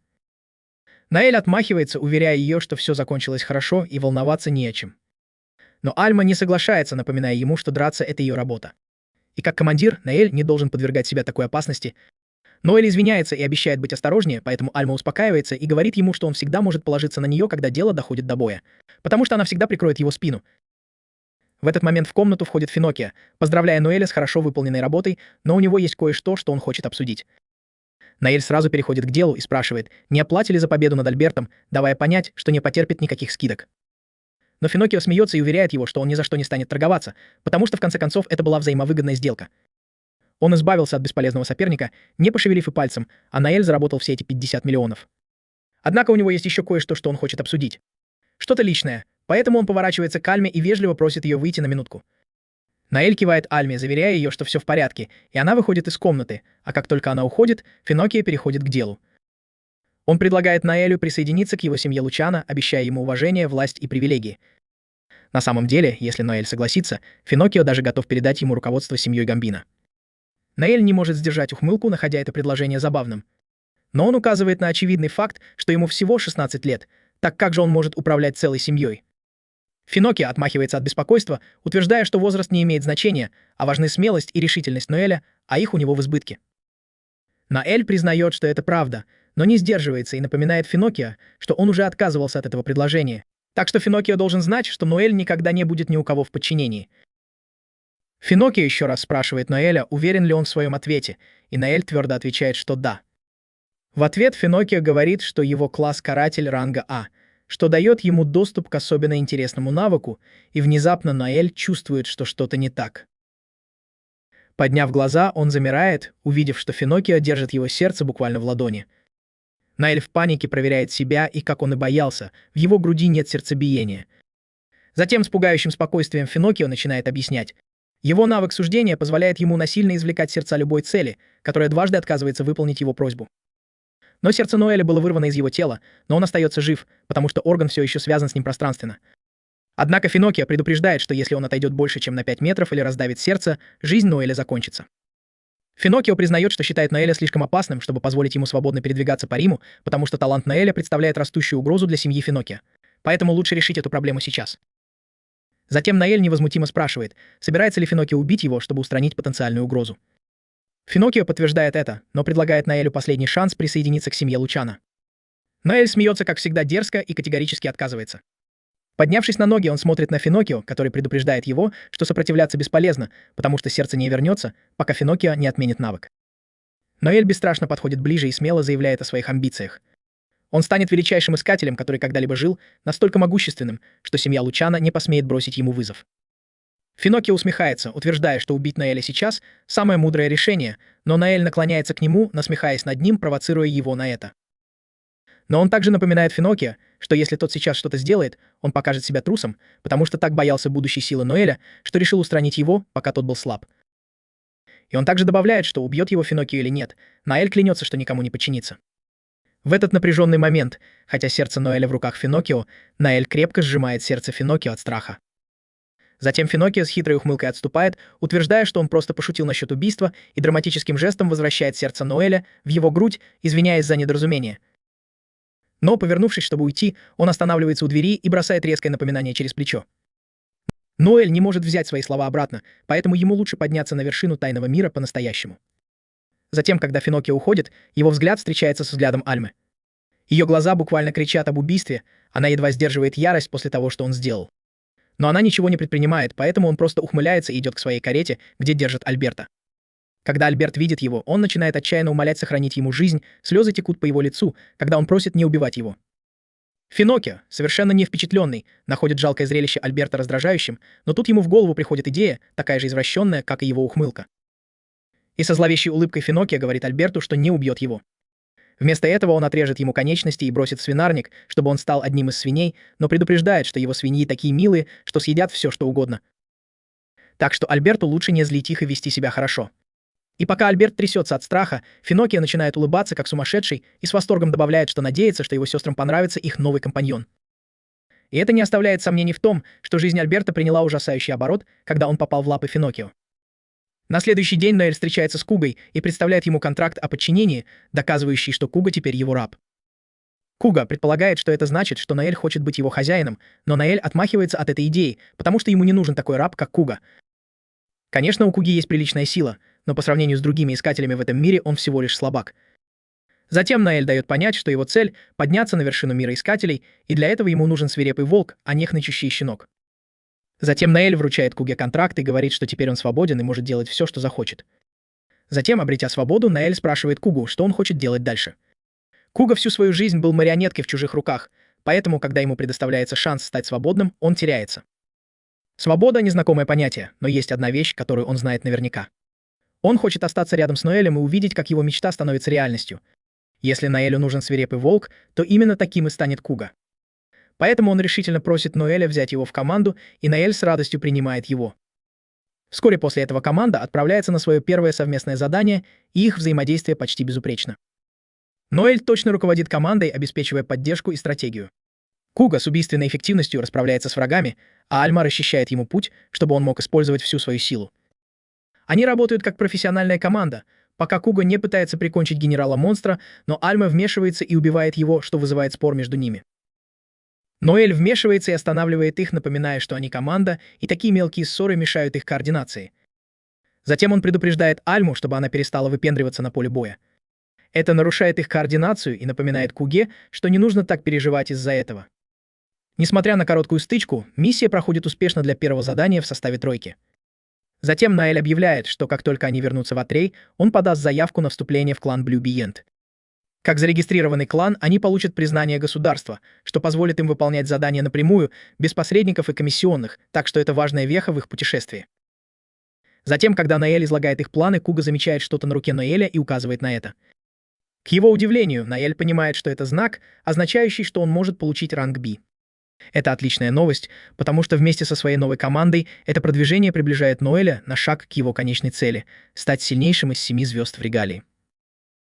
Затем история возвращается в прошлое, где Ноэль спокойно объясняет своим служанкам, как эффективнее управлять бизнесом. В этот момент в комнату входит пожилой мужчина и представляется как Гарольд Дженкинс, руководитель гильдии. Ноэль предлагает ему бокал вина, которое Гарольд с одобрением пробует, отмечая, что винодельня процветает. Ноэль скромно отвечает, что дела идут неплохо и что он справляется благодаря наследству своего деда и преданным слугам. Гарольд замечает, что у Ноэля, похоже, есть природный талант к лидерству, но Ноэль отмахивается от комплимента, признавая, что не делает ничего значимого и скоро передаст бизнес своим сотрудникам. Затем его тон меняется, когда он прямо спрашивает Гарольда, чего тот хочет, отмечая, что уже рассказал все, что знает о трагедии, которая опустошила его город. Затем Гарольд показывает фотографию бездонного зверя, опознав его как того самого лорда, который появился в городе Ноэля. Ноэль не удивляется, потому что давно подозревал, что это существо выжило. После смерти его деда пропали две вещи — тело лорда и боевой топор его деда. Ноэль спрашивает, удалось ли справиться с чудовищем, но Гарольд объясняет, что клан под названием Night Rage пытался победить его, но потерпел неудачу. А к тому времени, когда за ним погнался клан Supreme Dragon, лорд уже скрылся в пустоте. Ноэль ошеломлен, и Гарольд уточняет, что хотя бездонные звери обычно действуют по инстинкту, этот, похоже, появился с определенной целью. Гарольд также говорит, что это тот самый лорд, который победил Овердес, предполагая, что его недавние появления сделали его достаточно сильным, чтобы эволюционировать в новый вариант. Ноэль понимает, что теперь он может соперничать с 10 темными лордами бездонной глубины 13, каждый из которых способен полностью уничтожить их мир.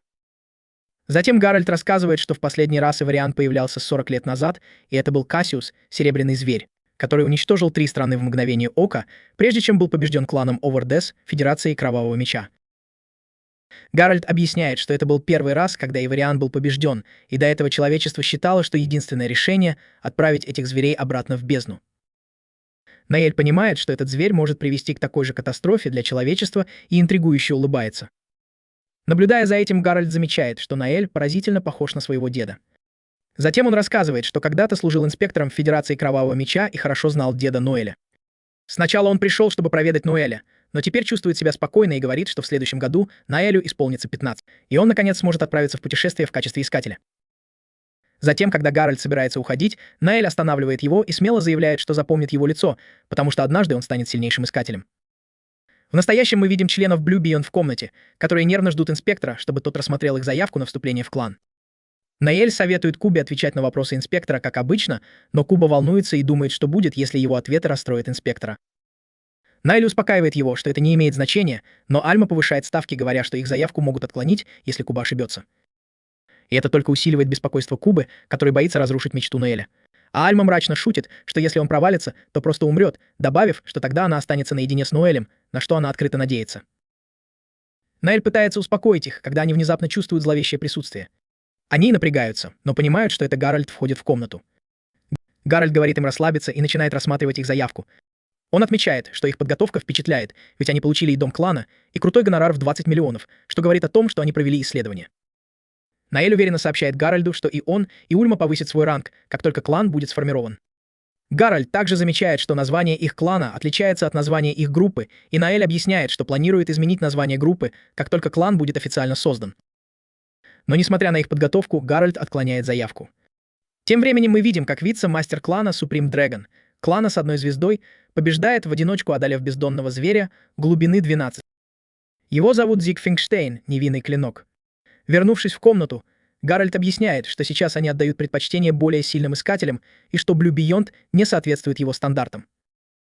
Поэтому, когда Наэль спрашивает, почему изменились требования, Гарольд рассказывает об обнаружении огромного скопления маны на западной границе. Подземный поток маны там достигает критического уровня, и это лишь вопрос времени, когда он вырвется наружу. Затем он говорит, что у них есть около года на подготовку. Когда это время придет, образуется огромная бездна, и на глубине 13 ожидается появление лорда. Куба нервно предлагает остановить это, но Гарольд отвергает эту идею, объясняя, что вмешательство в поток маны приведет к еще большим бедствиям. Затем Альма вслух задается вопросом, можно ли победить этого лорда, и Гарольд вспоминает победу над Косом. Он объясняет, что хотя Кос был побежден и теперь империя процветает, для такой битвы потребуется крупная коалиция лучших искателей и регалий. Но, несмотря на признание их силы, Гарольд признает, что, увидев лорда своими глазами, даже он не уверен, что победа возможна. Затем он предупреждает их, чтобы они держали эту информацию при себе, и снова отклоняет их заявку, заявляя, что у них недостаточно ресурсов для обучения новичков.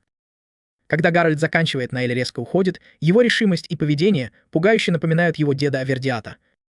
Затем сцена переносится на улицы города, где Куба спрашивает Ноэля, не собирается ли он отказаться от создания клана, но Наэль отмахивается от вопроса, называя его глупым, потому что эта ситуация — уникальная возможность для них сделать огромный шаг вперед. Затем он затаскивает их в укромный переулок и говорит, что хотя лорд способен уничтожить человечество, это также огромное благословение. Затем он напоминает им, как победа над Косиусом повысила уровень жизни в империи, и говорит, что сердце Косиуса теперь используется для очистки воды для всей страны. Победа над продвинутыми зверями часто приводит к прорывам в магической цивилизации, поэтому искатели считают героями. Наэль заявляет, что их цель — как можно скорее стать регалиями. Однако Куба сомневается, говоря, что они еще даже не официальный клан. Затем Альма вспоминает, что Ноэль ранее говорил, что они присоединятся к регалиям через год, но теперь он перенес сроки, заявив, что они сделают это всего через 6 месяцев. Наэль объясняет, что в ближайшие месяцы они наберутся достаточно опыта, чтобы выделиться как клан, и в идеале их пригласят сразиться с лордом в течение года.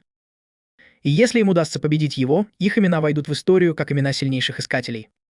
Так что сейчас нельзя терять время. Затем Наэль подчеркивает, что они должны отточить свои навыки и знания, прежде чем стать кланом, чтобы быть готовыми присоединиться к регалиям.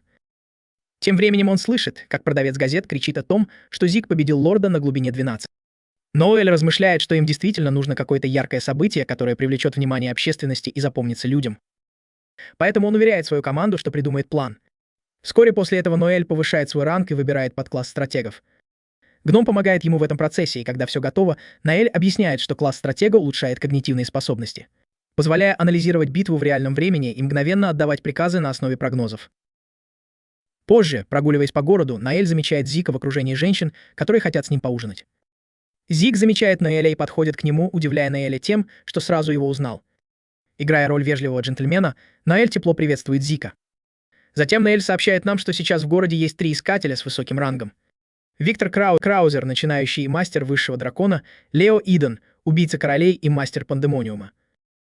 И, наконец, Зиг Финштейн, известный как Невинный Клинок. Затем Зиг вспоминает, что Ноэль — это Овердекс Грансон, и отмечает недавнюю роль Ноэля в свержении Гамбина. Ноэль пытается опровергнуть это утверждение, но Зиг остается уверен в своей правоте и говорит, что инцидент с Гамбино произошел вскоре после столкновения Ноэля с их боссом. И ему интересно, какие методы использовал Ноэль.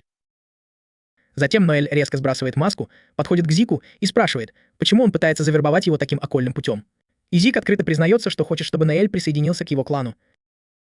Неудивительно, что Ноэль отказывается, заявляя, что не хочет работать на кого-то другого. Но Зик невозмутимо говорит Ноэлю, что он из тех людей, которые готовы на все ради достижения своих целей. Чувствуя упорство и потенциальную агрессию Зика, Ноэль бросает ему вызов, предлагая доказать свою силу.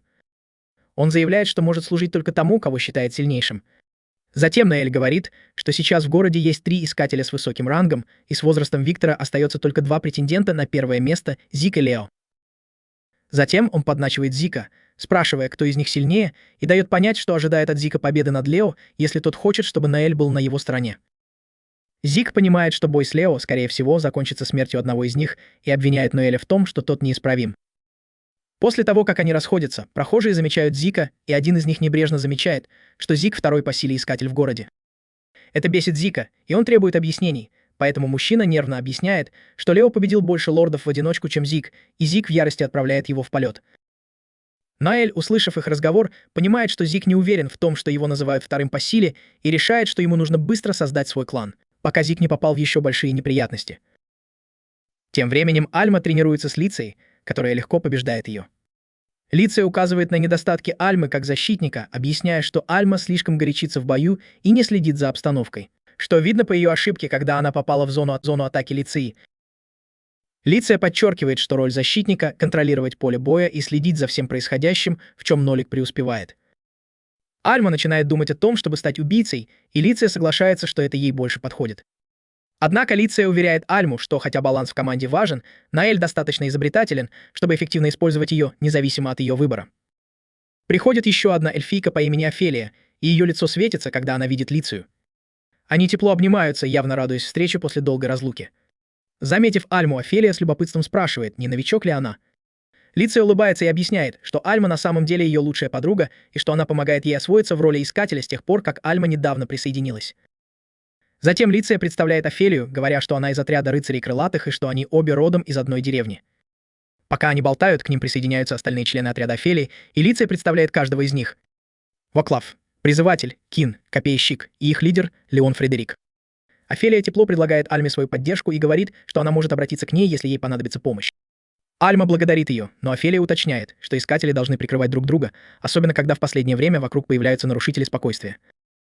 Ее тон меняется, когда она объясняет, что имеет в виду Ноэля, лидера отряда под названием Лу за гранью. Затем она предупреждает Альму, чтобы та была осторожна, говоря, что у Ноэля репутация человека, который продает своих товарищей по отряду в рабство и заключает сомнительные сделки с мафией, и подчеркивает, что все новости о нем пахнут неприятностями. Офелия даже упоминает, что слышала, что Ноэль недавно набрал новых членов, хотя она предполагает, что они такие же, как он. Альма с интересом слушает, как Офелия продолжает, но Леон вмешивается, мягко упрекая ее в том, что она судит людей, которых никогда не встречала. Поняв, что она зашла слишком далеко, Офелия извиняется, и вскоре группа уходит.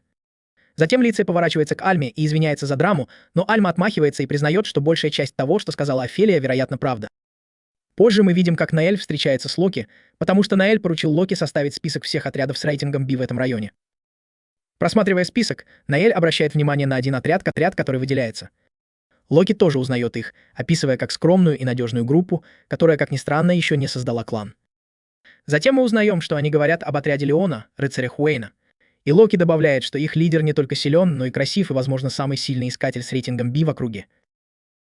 Повернувшись к Ноэлю, Локи поздравляет его с достижением рейтинга B, но Ноэль отмахивается от похвалы, называя ее бессмысленной. Затем Ноэль начинает рассматривать отряд Леона как возможность и заявляет о своем намерении использовать слабости Леона, чтобы подняться выше. Потому что он уверен, что даже у самых сильных есть грязные секреты, и как только они будут раскрыты, их можно будет использовать, чтобы уничтожить их. Затем Локи замечает зловещий блеск в глазах Ноэля и замечает его мерзкое выражение лица. Но затем Ноэль отвечает с леденящей душу уверенностью, заявляя, что он готов сделать все возможное, чтобы пробиться наверх. Затем сцена переходит к заключенному Хьюго Капилии, который выходит навстречу посетителю, которым оказывается никто иной, как Ноэль. Но Хьюго с усталым выражением лица ведет себя так, будто ему надоели эти встречи, давая понять, что Ноэль навещает его постоянно. Ноэль, с другой стороны, замечает, что Хьюго похудел, и говорит, что он выглядит так, будто умирает от голода. Хьюго отмахивается, говоря, что это не его дело, но Ноэль настаивает, что не хочет, чтобы он умирал, потому что у него есть планы завербовать его в свой отряд, когда Хьюго выйдет на свободу.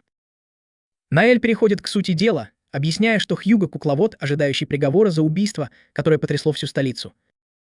Он продолжает, говоря, что этот человек был не просто кем-то. Он был известным искателем легенды в своей области. Ноэль уточняет, что кукловоды — редкий и интересный класс, умеющий как сражаться, так и создавать. Благодаря своей способности управлять различными марионетками, они являются универсальными бойцами практически в любой ситуации. А благодаря своему ледяному характеру и острому уму он прославился как искатель-фрилансер. Но его характер одиночки означал, что он никогда не вступал в отряд, и на пике своей карьеры он внезапно ушел на пенсию, чтобы заняться изготовлением кукол. И в этом он тоже преуспел, пока убийство не поставило его жизнь под угрозу. Затем Хьюго говорит Ноэлю, что тот зря тратит время, потому что его не спасти от казни. Но Ноэль уверенно возражает, утверждая, что есть много способов, и в доказательство этого он небрежно приказывает охраннику принести ему чай. Затем Хьюго наблюдает, как охранник без колебаний подчиняется и задается вопросом, не подкупил ли его Ноэль, но Ноэль отвечает, что просто использует слабости охранника. И Хьюго понимает, что Ноэль шантажирует бедного охранника. Отказываясь раскрывать подробности, Ноэль самодовольно заявляет, что каждый охранник в тюрьме у него под каблуком, и сообщает Хьюго, что уже готовит почву для его освобождения. Хьюго не разделяет его энтузиазма, но признает, что хотя идея свободы ему нравится, мысль о том, чтобы снова стать искателем, не нравится. На самом деле он презирает искателей, называя их жестокими идиотами, которые преувеличивают свои боевые навыки. Ноэль, который в его глазах еще хуже, потому что он хитрый, безжалостный и, вероятно, манипулирует людьми, чтобы поглотить их целиком, как змея. Ноэль невозмутимо воспринимает это как комплимент. На самом деле это вдохновляет его придумать название для своего плана. Затем, когда Ноэль уходит, он обещает Хьюго, что позаботится о том, чтобы тот присоединился к его команде, а Хьюго не может удержаться от смеха, представляя себя снова искателем. Затем сцена переходит к Ноэлю и его команде, которые сегодня отдыхают в другой таверне, на этот раз под названием «Крепкий клюв». Куко упоминает, что это место предназначено только для искателей ранга B и выше, но Ноэль, как всегда, заходит без проблем. Когда он входит, его встречает, точнее, неправильно оценивает грубый искатель, который принимает его за девушку. Ноэль быстро исправляет недоразумение, но искатель явно не впечатлен и насмехается над ним, говоря, что у настоящих мужчин должны быть шрамы от болтовни. Ноэль невозмутимо замечает, что, возможно, шрамы — это просто его способ доказать, что он не девушка, и это злит мужчину. Затем Ноэль спокойно спрашивает его по имени, хочет ли он драться. Но Эдгар усмехается и заявляет, что не собирается бояться Ноэля только потому, что слышал о нем. Ноэль возражает, что он не просто знает его, он знает гораздо больше, чем Эдгар думает, и с легкой усмешкой говорит, что знает, что Эдгар скоро станет отцом. И подумает назвать ребенка Бруно, если это будет мальчик, или Качуа, если это будет девочка. Затем Ноэль поздравляет его и добавляет, что если Эдгар действительно хочет драться, ему лучше быть готовым рискнуть всем, что ему дорого. И этого предупреждения достаточно, чтобы Эдгар отступил. Затем Ноэль входит в таверну, как босс мафии, громко объявляя свое имя и свою команду, как будто он здесь хозяин. Устроившись, Ноэль и его команда начинают наслаждаться едой и напитками, думая, что это место намного лучше, чем их предыдущая остановка. Ноэль напоминает им, что нужно оставаться сосредоточенными. Они здесь не для того, чтобы отдыхать. И как раз вовремя в таверну входят их цели, крылатые рыцари, и Офелия, одна из рыцарей, удивляется, увидев Альму в этой таверне. Ноэль, почувствовав возможность, телепатически спрашивает Альму, знает ли она ее, и Альма подтверждает, что знает, и дает понять, что Офелия его не любит. Ноэль видит в этом напряжении идеальную возможность и заявляет, что они будут драться. Офелия, теперь обратив внимание на спутников Альмы, спрашивает, кто эти двое мужчин рядом с ней, и Альма представляет их как Кугу и Ноэля. В тот момент, когда Офелия слышит имя Ноэля, ее отношение меняется, и она обвиняет Ноэля в том, что он из тех, кто готов продать своих друзей за деньги. Ноэль с ухмылкой отвечает, что просто получил за них хорошую цену. Офелия злится и пытается схватить его, но вмешивается Куга, защищая Ноэля как верный рыцарь, и заявляет, что Ноэль его хозяин, и предупреждает ее, что ей придется сначала разобраться с ним, если она хочет его тронуть. Офелия усмехается и называет Кугу верным псом, виляющим хвостом перед хозяином. Но Куга не собирается этого терпеть и холодным взглядом говорит ей, чтобы она выбирала слова осторожнее, если не готова заставить его обнажить меч.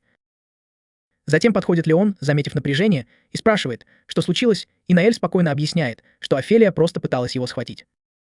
Офелия извиняется за свои действия, и Леон искренне извиняется за нее перед Ноэлем. Ноэль отмахивается, предлагая Леону лучше ее тренировать, чтобы такого больше не повторялось. И поскольку даже собак можно научить не нападать на людей, он добавляет, что член команды Леона, похоже, еще глупее собаки.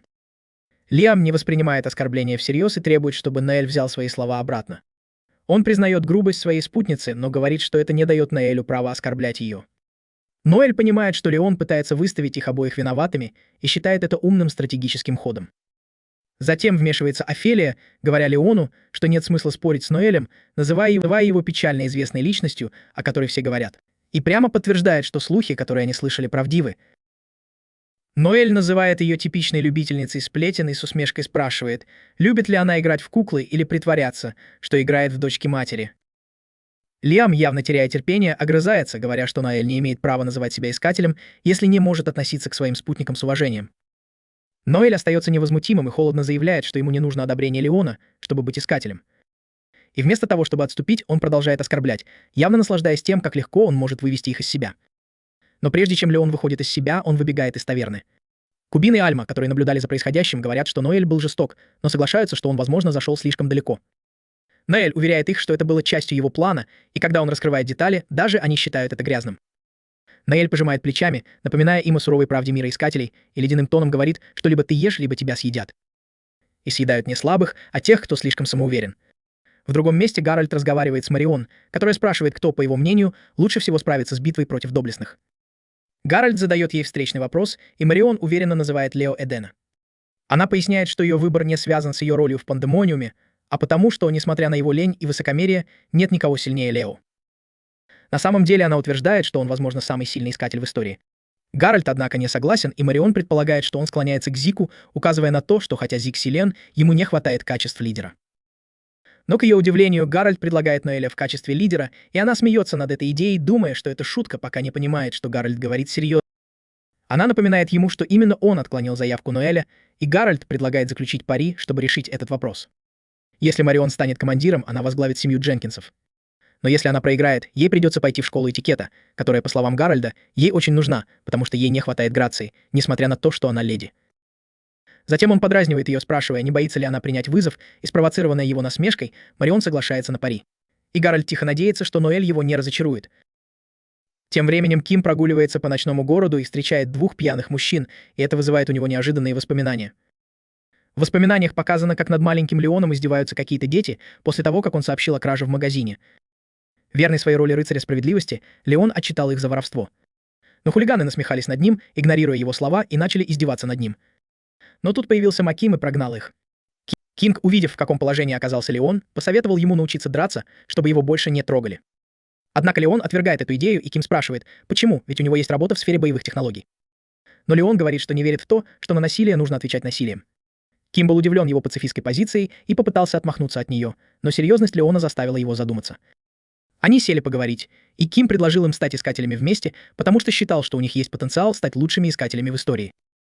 Леон, однако, выразил сомнение, сказав, что он не так силен, как Ким, но Кин успокоил его, сказав, что у Леона есть класс мечника, и у них обоих есть все необходимое, чтобы стать искателями. Но даже тогда Леон колебался, не зная, какой путь выбрать, и Кин, чтобы убедить его, обратился к его чувству справедливости, сказав, что они могут использовать свои роли искателей, чтобы защищать людей, уничтожая опасных зверей. Этот аргумент нашел отклик, и Леон, наконец, начал обдумывать эту идею. Вспоминая прошлое, Ким признается, что его всегда привлекали идеалы Леона с самого детства. Но тогда его собственные мотивы были гораздо менее благородными, потому что он просто хотел прославиться. Перенесемся в то время, когда их отряд столкнулся с глубинным зверем 7-го уровня, и мы видим, как Ким удерживает зверя, давая Леону возможность прикончить его одним ударом своего клинка Серафима. Этот решающий удар мгновенно сразил зверя. Оказалось, что это был лесной дракон, и их отряд был поражен тем, как далеко они продвинулись как искатели. Кин был горд.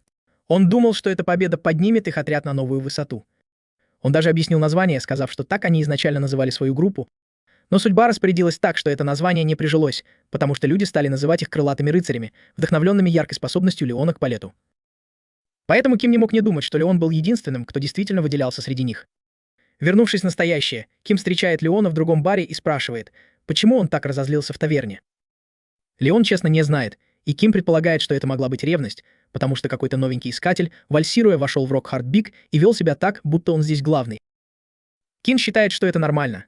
Завидовать, учитывая, сколько времени их группе потребовалось, чтобы заслужить признание, и Леон удивлен, что до сих пор не осознавал своих чувств. Сменив тему, он признает, что Ноэль впечатляет и что его упорный труд заслуживает уважения, даже если он не одобряет его методы. Но Ким подшучивает над этой идеей, спрашивая, действительно ли Леон не против того, что какие-то выскочки их обогнали. Чтобы доказать свою точку зрения, Кин достает письмо. Он объясняет, что это от гильдии искателей, призывающей опытные отряды без промедления создавать кланы. Он также упоминает, что Ваклав и Офелия получили такие же письма. Лиам говорит, что тоже получил такое письмо и уже пригласил отряд в таверну, чтобы обсудить это, но выходки Неэля помешали им. Он добавляет, что остальные согласились оставить решение за Леоном, и это застает Леона врасплох, заставляя его чувствовать, что его не уважают как лидера.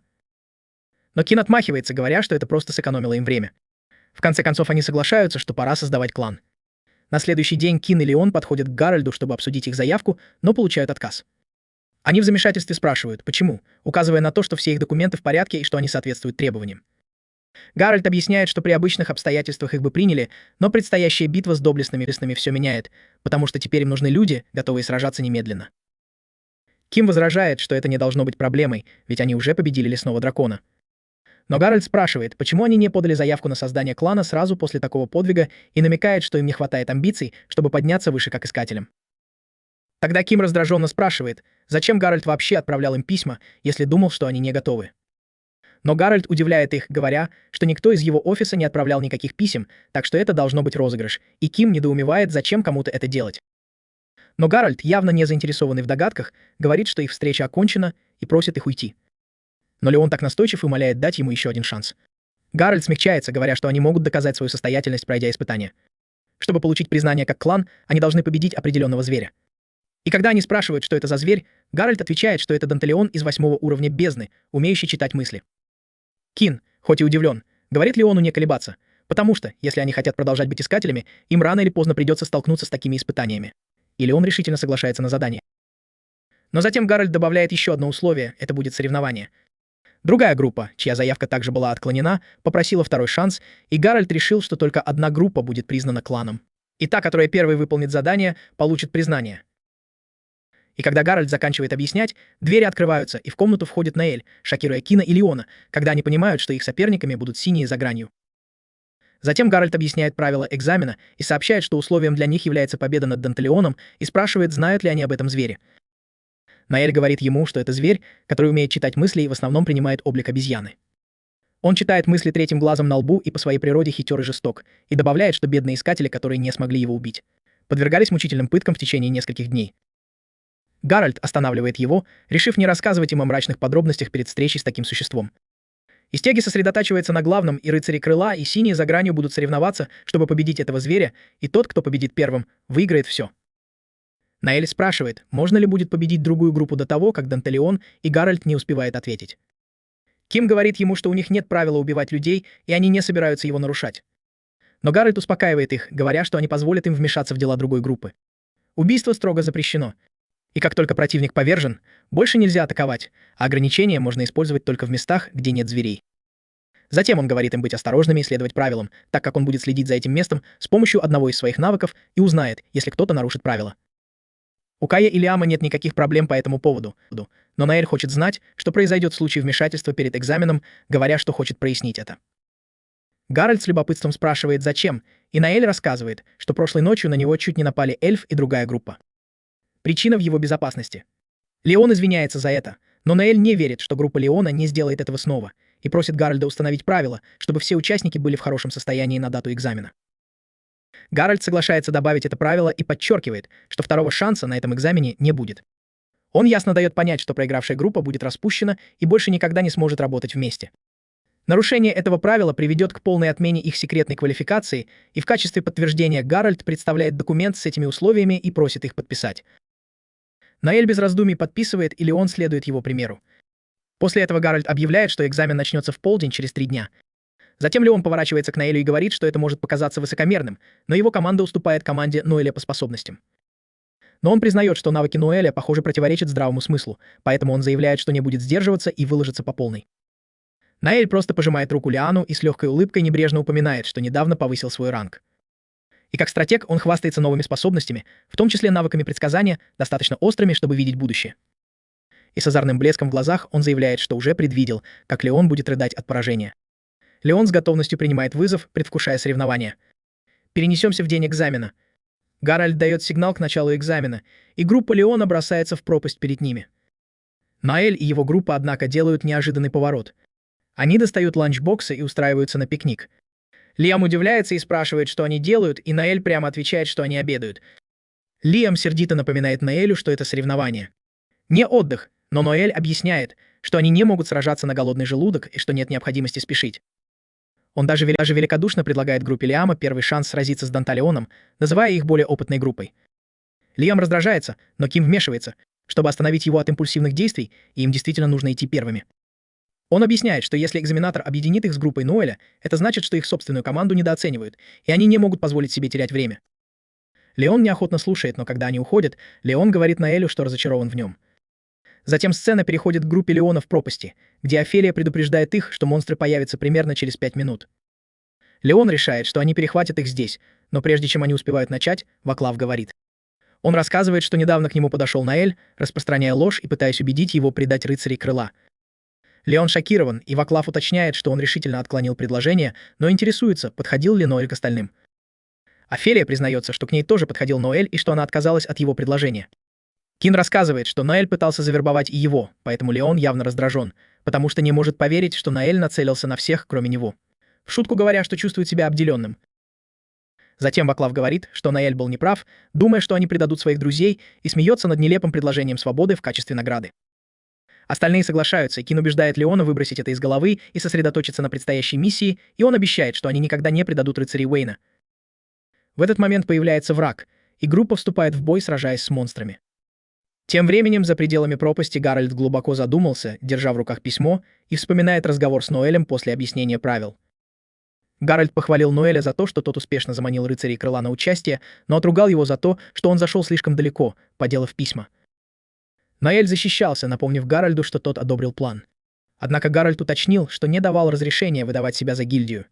Когда Ноэль спросил, не собирается ли Гарольд дисквалифицировать его за это, Гарольд вместо этого похвалил его хитрость, спросив, думает ли он, что сможет победить. Ноэль уверенно ответил, что просто следует тактике, которой его научил Авердит. Вернувшись в настоящее, Купа спрашивает Ноэля, действительно ли он уверен, что будет просто ждать, и интересуется, что они будут делать, если крылатые рыцари действительно победят монстра первыми. Ноэль, однако, остается спокойным и уверяет его, что это все часть плана, и объясняет, что им нужно подождать, потому что эта группа очень сильная. Затем Альма с любопытством расспрашивает его о деталях, и Ноэль уточняет, что среди крылатых рыцарей Леон самый талантливый. Он не только превосходен в бою, но и обладает непревзойденным чувством окружения. Кроме того, он обладает способностью крыла ангела и от природы обладает более быстрым потоком маны, чем большинство, что позволяет ему активировать свои навыки так быстро, как он может думать. Однако Ноэль отмечает, что выдающиеся таланты Леона также могут быть его самой большой слабостью, особенно учитывая его синдром героя.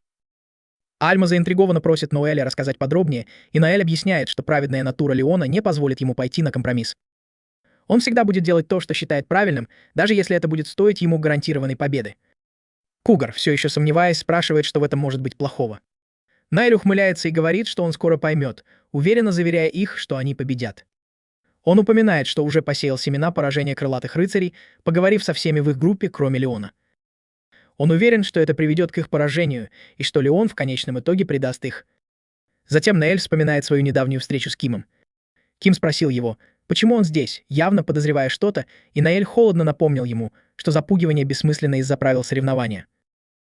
Ким раздраженно спросил, не нарушает ли Ноэль сам правила, вмешиваясь. Но Ноэль ухмыльнулся и пояснил, что правила требуют только присутствия всех участников в хорошем состоянии в день испытания. Ким сразу все понял и понял, что Ноэль настаивал на этом правиле именно для этой цели. Затем Ноэль прямо попросил Кина предать крылатых рыцарей. Кин рассмеялся над дерзостью предложения, но Ноэль заверил его, что он серьезен. Кин с любопытством спросил, что он получит взамен, и Ноэль предложил ему свободу, предположив, что должно быть тяжело следовать за таким выдающимся человеком, как Леон. Он отметил, что Леон — прирожденный лидер, и как его лучший друг, Ким должен понимать это лучше, чем кто-либо другой. Ноэль продолжил, что крылатые рыцари — неровная группа, и если они станут кланом, то в конечном итоге не смогут угнаться за выдающимся талантом Леона. Он заявил, что как бы они ни старались, они никогда не сравнятся с врожденными способностями Леона, и в конечном итоге их единственной наградой будет отчаяние. Поэтому Ноэль призвал Кима воспользоваться этой возможностью, чтобы освободиться. Ким признал, что их группа неровная, но подтвердил свою приверженность поддержке Леона, назвав себя его самопровозглашенным братом. Затем Ким повернулся, чтобы уйти, но Ноэль остановил его, предупредив, что Леон предаст их первым, если они не предадут его. Вернувшись в настоящее, группа Леона ведет изнурительную битву с Данталеоном, но способность монстра читать мысли оказывается серьезной проблемой, позволяя ему отражать каждую их атаку. Они сражаются уже час, и напряжение нарастает, но несмотря на то, что они знают, что находятся в невыгодном положении, они продолжают сражаться. Затем Ваклав запускает огненную магию в Данталиона, но тот легко уклоняется, доказывая, что внезапные атаки неэффективны против противника, который может предугадать их действия. Затем Леон взлетает в воздух на своих ангельских крыльях и атакует сверху, но Данталион уклоняется и от него. В ответ он бросает в группу камни, заставляя их защищаться. Тем временем за пределами бездны Ноэль и его команда слышат отдаленные звуки боя. Куга с тревогой спрашивает Ноэля, стоит ли им вмешаться, но Ноэль настаивает, что они вмешаются только после того, как группа Леона полностью истощится. Внутри бездны битва принимает мрачный оборот, когда последняя атака Данталиона серьезно ранит Офелию, отрубив ей руку. Затем Леон немедленно приказывает группе отступать, забрав с собой Офелию, а сам остается, чтобы отвлечь монстра. Пока остальные отступают, Леон мужественно блокирует атаки Данталиона. Данталион насмехается над ним, заявляя, что у них нет шансов на победу, но Леон отказывается отступать и использует ослепительную вспышку света, чтобы дезориентировать Данталиона. Затем мы видим, что Леон и его группа перегруппировываются внутри невидимого барьера, где Ваклав исцеляет Офелию. Ей пришили руку, но она пока не может натянуть тетиву. Несмотря на ситуацию, Леон настаивает, что они все еще могут победить, но Ким прерывает его, говоря, что у него есть идея. Он вызывается стать приманкой, чтобы отвлечь Данталиона, пока Леон использует свой последний прием, Серафим и Клинок, чтобы победить его. Леон сразу же возражает, говоря, что план слишком рискованный. Ким утверждает, что он уже уклонялся от этой атаки и может сделать это снова, поэтому он просит Леона довериться ему. Но Леон колеблется, указывая на то, что Данталион может читать мысли.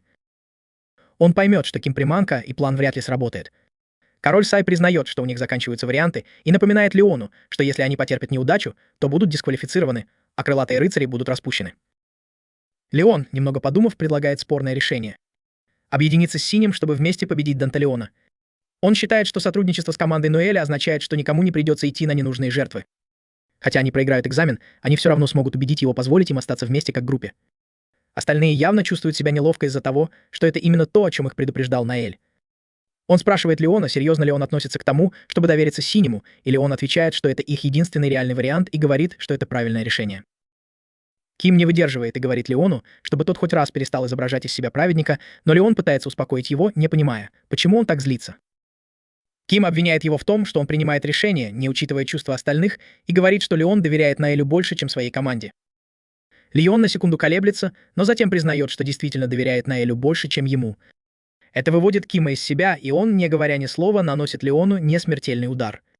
Когда Леон отшатывается, голос Кима дрожит. Когда он говорит, что Ноэль прав, Леон действительно предатель. Затем он признается, что всегда завидовал таланту Леона, но продолжал идти вперед, потому что думал, что Леон ему доверяет. Он признается, что даже был готов рискнуть жизнью ради Леона, но теперь чувствует себя преданным и больше не может этого делать, он просто хочет быть свободным. Затем появляется Ноэль, и Данталион сразу же пытается напасть на него. Ноэль легко уклоняется, давая сигнал Кубе нанести ответный удар. Данталиону удается уклониться от атаки Кубы, но Куба быстро активирует спокойствие, чувствуя то же, что и Ноэль, как они и тренировались. Они начинают атаковать в идеальной координации, их движения настолько слажены, что Данталион с трудом за ними поспевает. Ноэль объясняет, что их синхронизация достигается благодаря освоению связи, которая позволяет им делиться намерениями и сражаться, не задумываясь. Их атаки соответствуют скорости мыслей Данталиона, из-за чего зверю почти невозможно среагировать. Во время боя Ноэль выпускает специальную пулю, которую он купил за 10 миллионов, и она попадает в Данталиона. Затем зверь в замешательстве спрашивает, почему он не может прочитать мысли Ноэля, и Ноэль спокойно объясняет, что как стратег он думает быстрее, чем Данталион. Он ухмыляется и насмехается над существом, говоря, что теперь оно проигрывает. Затем Данталион в отчаянии становится безрассудным, давая Кубе возможность атаковать своими безумными вишневыми цветами. Данталион снова пытается прочитать их мысли, но его ошеломляет огромное количество мыслей в голове Ноэля, что причиняет ему сильную боль. Воспользовавшись моментом, Ноэль делает еще один выстрел. В отчаянии Данталион вырывает свой третий глаз, источник его способности читать мысли, наконец освобождаясь от ментального напряжения. Однако именно этого и ждал Ноэль и призывает Альму закончить дело. Затем, когда Данталион делает отчаянную попытку напасть на Ноэля, мы видим, как Альма с невероятной скоростью наносит последний удар. Затем Альма активирует свой навык ускорения и бросается вперед, чтобы нанести удар, но это всего лишь уловка, чтобы заставить Данталиона среагировать. И когда он пытается ей противостоять, она активирует второй навык под названием «Фантом», позволяющий ей пройти сквозь его атаку. Этот мощный навык был разблокирован после повышения ее ранга и дает ей неуязвимость на короткое время раз в 24 часа, позволяя ей обходить все физические атаки. Пока Данталион ослаблен, Альма использует еще один навык быстрой атаки и пробивает дыру прямо в его груди. После этого последнего удара монстр падает, бездна очищается, и команда Ноэля официально объявляется победителем соревнования. И в качестве вишенки на торте Куба получает достаточно опыта, чтобы повысить свой ранг на 2, вернув его на тот же уровень, что и Ноэль и Альма. И пока Куба хвастается перед Альмой, Ким подходит к Ноэлю и прямо спрашивает, было ли это частью его плана. Ноэль даже не пытается отрицать это и с ухмылкой признается, что все спланировал. Именно он подтолкнул гильдию к проведению соревнования и выбрал Дантелеона, потому что это соответствовало сильным сторонам его команды. И даже разослал фальшивые письма, чтобы заманить крылатых рыцарей в клан. Услышав это, Ким приходит в ярость и хватает Ноэля за куртку. Ноэль остается спокойным и говорит, что крылатые рыцари сами виноваты в своем поражении, потому что это он предал Леона из-за зависти. Все в крылатых рыцарях сильны, но только Леон по-настоящему одарен, а остальные остаются в тени его таланта. Поэтому Эмми, естественно, вмешалась, но они так долго это скрывали, что это постепенно разрушило их связь. Поэтому Ноэлю хватило одного толчка, чтобы полностью разрушить их, ведь он лучше всех знает, что даже самая маленькая трещина в единстве команды может привести к катастрофе. Но в данном случае он считает, что виноват Леон, потому что Ким не предал бы его, если бы Леон проявил доверие. В этот момент Гарольд выходит вперед и официально объявляет команду Ноэля победителями соревнования.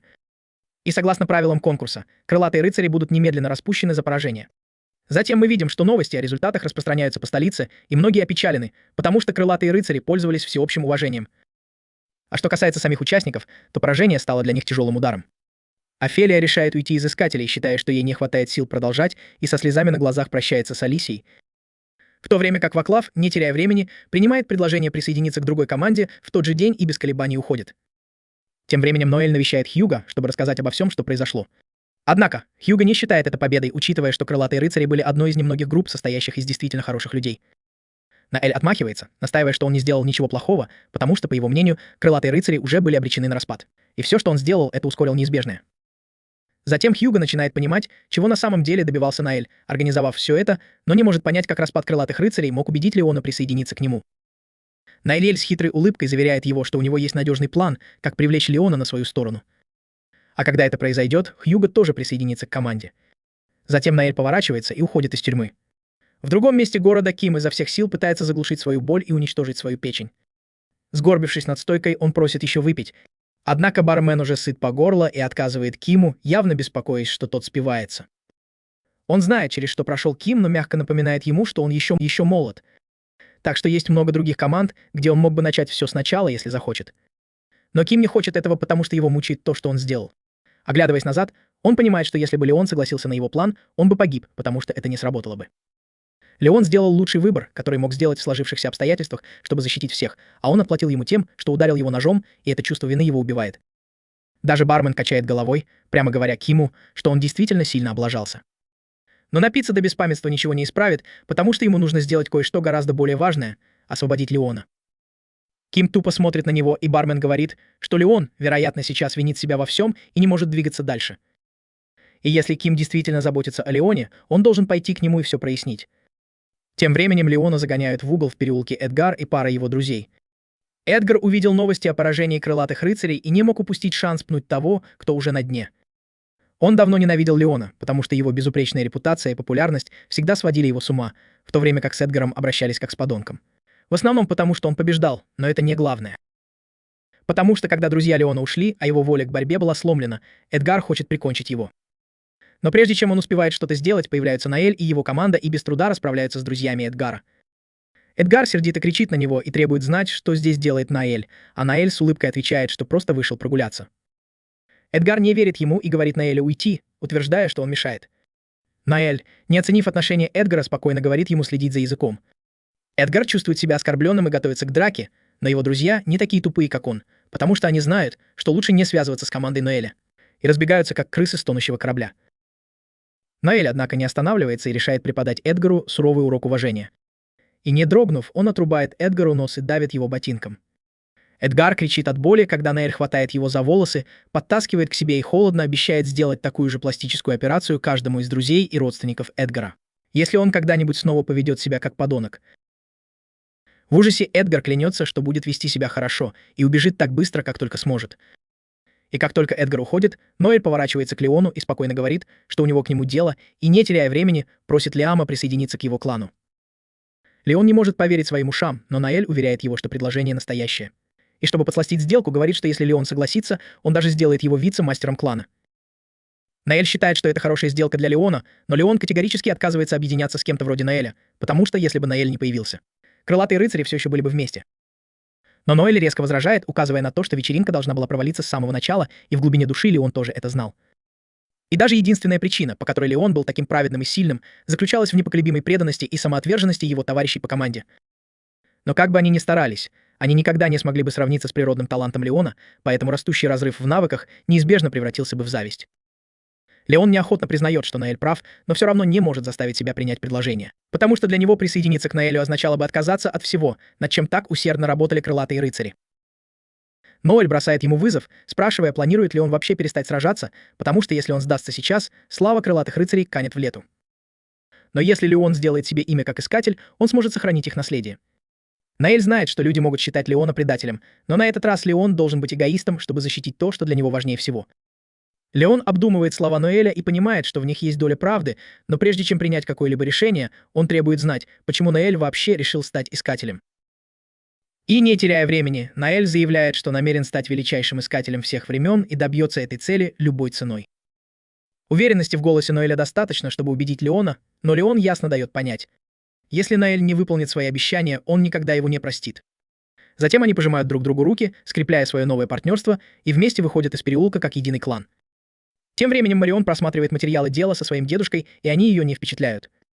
По ее мнению, Наэль просто отвратительный, потому что он не только разрушил самую благородную вечеринку в стране, но и переманил их лидера к себе после этого дерьма. Гарольд соглашается, что это не самый нравственный поступок, но признает, что не может жаловаться. В конце концов, это привело к созданию гораздо более перспективного клана, и ему не терпится увидеть, на что они способны. На самом деле, у него уже есть для них другое задание. Бездна, которая появилась буквально на днях, с ужасающей глубиной в 9 уровней, самое сложное испытание, и его босс — Волк-призрак Гармер. Тем временем, пока Ноэль и остальные идут по городу с Леоном, в толпе раздаются шепотки. Люди начинают называть Леона лицемером за то, что он объединился с человеком, ответственным за падение крылатых рыцарей. Но Ноэль отмахивается от этого, говоря Леону, чтобы он не обращал внимания, потому что, как только он проявит себя, они не посмеют открыто критиковать его. Вдруг сзади раздается яростный голос, зовущий Ноэля, и оказывается, что это Ким. Кипя от ярости, Ким кричит, что во всем виноват Наэль, и клянется убить его. Но прежде чем Ким успевает что-то сделать, Леон встает между ними, пытаясь разрядить обстановку. Леон умоляет Кима, говоря, что убийство Ноэля ничего не изменит. Но Ким все еще в ярости и отказывается слушать того, кого теперь считает предателем, и если Леон будет настаивать на защите Ноэля, то Ким убьет его первым. Ким бросается на Леона, заставляя его защищаться. Затем, когда Леон пытается контратаковать, он замечает ухмылку Кима и вдруг понимает. Ким делает это нарочно, пытаясь улучшить имидж Леона в глазах общественности. Поняв это, Леон врубает его самым мягким способом. Толпа разражается аплодисментами, восхищаясь силой и мастерством Леона, который победил противника, даже не обнажив меч. Леон не чувствует себя комфортно в этой ситуации, но он решил идти своим новым путем и не отступит, даже если это означает потерю дружбы с Кимом. Но когда он уходит, он слышит, как Ким тихо желает ему удачи. Леон колеблется, желая вернуться и извиниться, но Наэль останавливает его и твердо говорит, чтобы он продолжал идти, потому что это то, чего хочет Ким, и лучший способ почтить его память — стать как можно сильнее. Позже в тот же день Ноэль с гордостью представляет их новый дом клана и улыбается от уха до уха, хвастаясь, что заплатил за него всего $20 миллионов. Остальные поражены тем, как дешево это обошлось, но Леон вспоминает тревожные слухи об этом месте. Говорят, что когда-то здесь была мрачная площадка для казней, и до сих пор все, кто там жил, утверждают, что их преследовали призраки умерших. И это объясняет подозрительно низкую цену. Видя ее нервное выражение лица, Ноэль уверенно отмахивается от их опасений, говоря, что им не нужно беспокоиться о призраках, потому что у него есть план на этот счет. И с самодовольной ухмылкой он достает книгу навыков, которую недавно купил, и это навык экзорцизма, который позволяет ему мгновенно уничтожать любую нежить. Поэтому он с ухмылкой добавляет, что призраки здесь не должны быть проблемой. Теперь, когда с жильем все улажено, Ноэль достает специальное ожерелье и говорит, что каждый получит по одному. Это змея с ангельскими крыльями, и Ноэль объясняет, что это символизирует двойственность добра и зла в группе, а также то, что с этого момента они будут называться «Дикая буря». Через несколько дней команда отправляется на свою первую миссию в качестве клана против Гармы, но рой призраков, которых вызывает Гарма, слишком силен для навыка экзорцизма Ноэля. Поэтому он с досадой признается, что не знает, что делать. Гарма не просто силен, он умен и явно пытается измотать их, прежде чем убить. Ноэль переходит в командный режим, приказывая Куве и Альме поддержать Леона, а сам использует свой лучший клинок Серафима, чтобы уничтожить призраков. Леон считает, что это неразумно, и говорит об этом, но Ноэль затыкает его, приказывая выполнять приказы. Затем они точно выполняют план Ноэля, уничтожая всех призраков. Но Горма остается невредимым, и команда вынуждена отступить в ближайшую пещеру. Измученные и едва способные двигаться, они не успевают перевести дух, потому что Гарма врывается в пещеру, рыча, что съест их заживо. Но прежде чем Гарма успевает что-то сделать, Ноэль спокойно выходит вперед и предлагает ему сделку. Он говорит, что если Горма пощадит их, то даст ему полезную информацию, и Горма заинтригован и спрашивает, о чем он говорит. Затем Ноэль небрежно достает из кармана баллончик и распыляет его в воздухе. Гарма недоумевает и смеется над тем, как такая мелочь может ему помочь, но Гарма не понимает, что Ноэль только что выпустил в воздух быстродействующий яд. И как только он повисает в воздухе, он сразу же начинает действовать на Гарму. Затем Ноэль объясняет, что яд — это один из навыков Альмы, созданный специально для того, чтобы быть смертельным для таких зверей, как Гарма. Зверь рычит, что немного яда его не остановит, и собирается их съесть. Но Ноэль не смущается и с ухмылкой говорит, что заранее наполнил всю пещеру ядом. И тут мы видим, что силы Гармы быстро иссякают, он падает на землю, и все это было частью плана Ноэля. Притворившись, что проиграл, он обманул Гарму, и теперь, когда Гарма ослаб, Ноэль выходит вперед и наносит последний удар, заканчивая битву раз и навсегда. Когда миссия заканчивается, Ноэль встречается с Гарольдом, который поздравляет его с первой победой в качестве лидера клана. Но Ноэль, амбициозный стратег, не удовлетворен. Он клянется достичь вершины, как величайший искатель, и сделать Дикую Бурю самым сильным кланом из всех.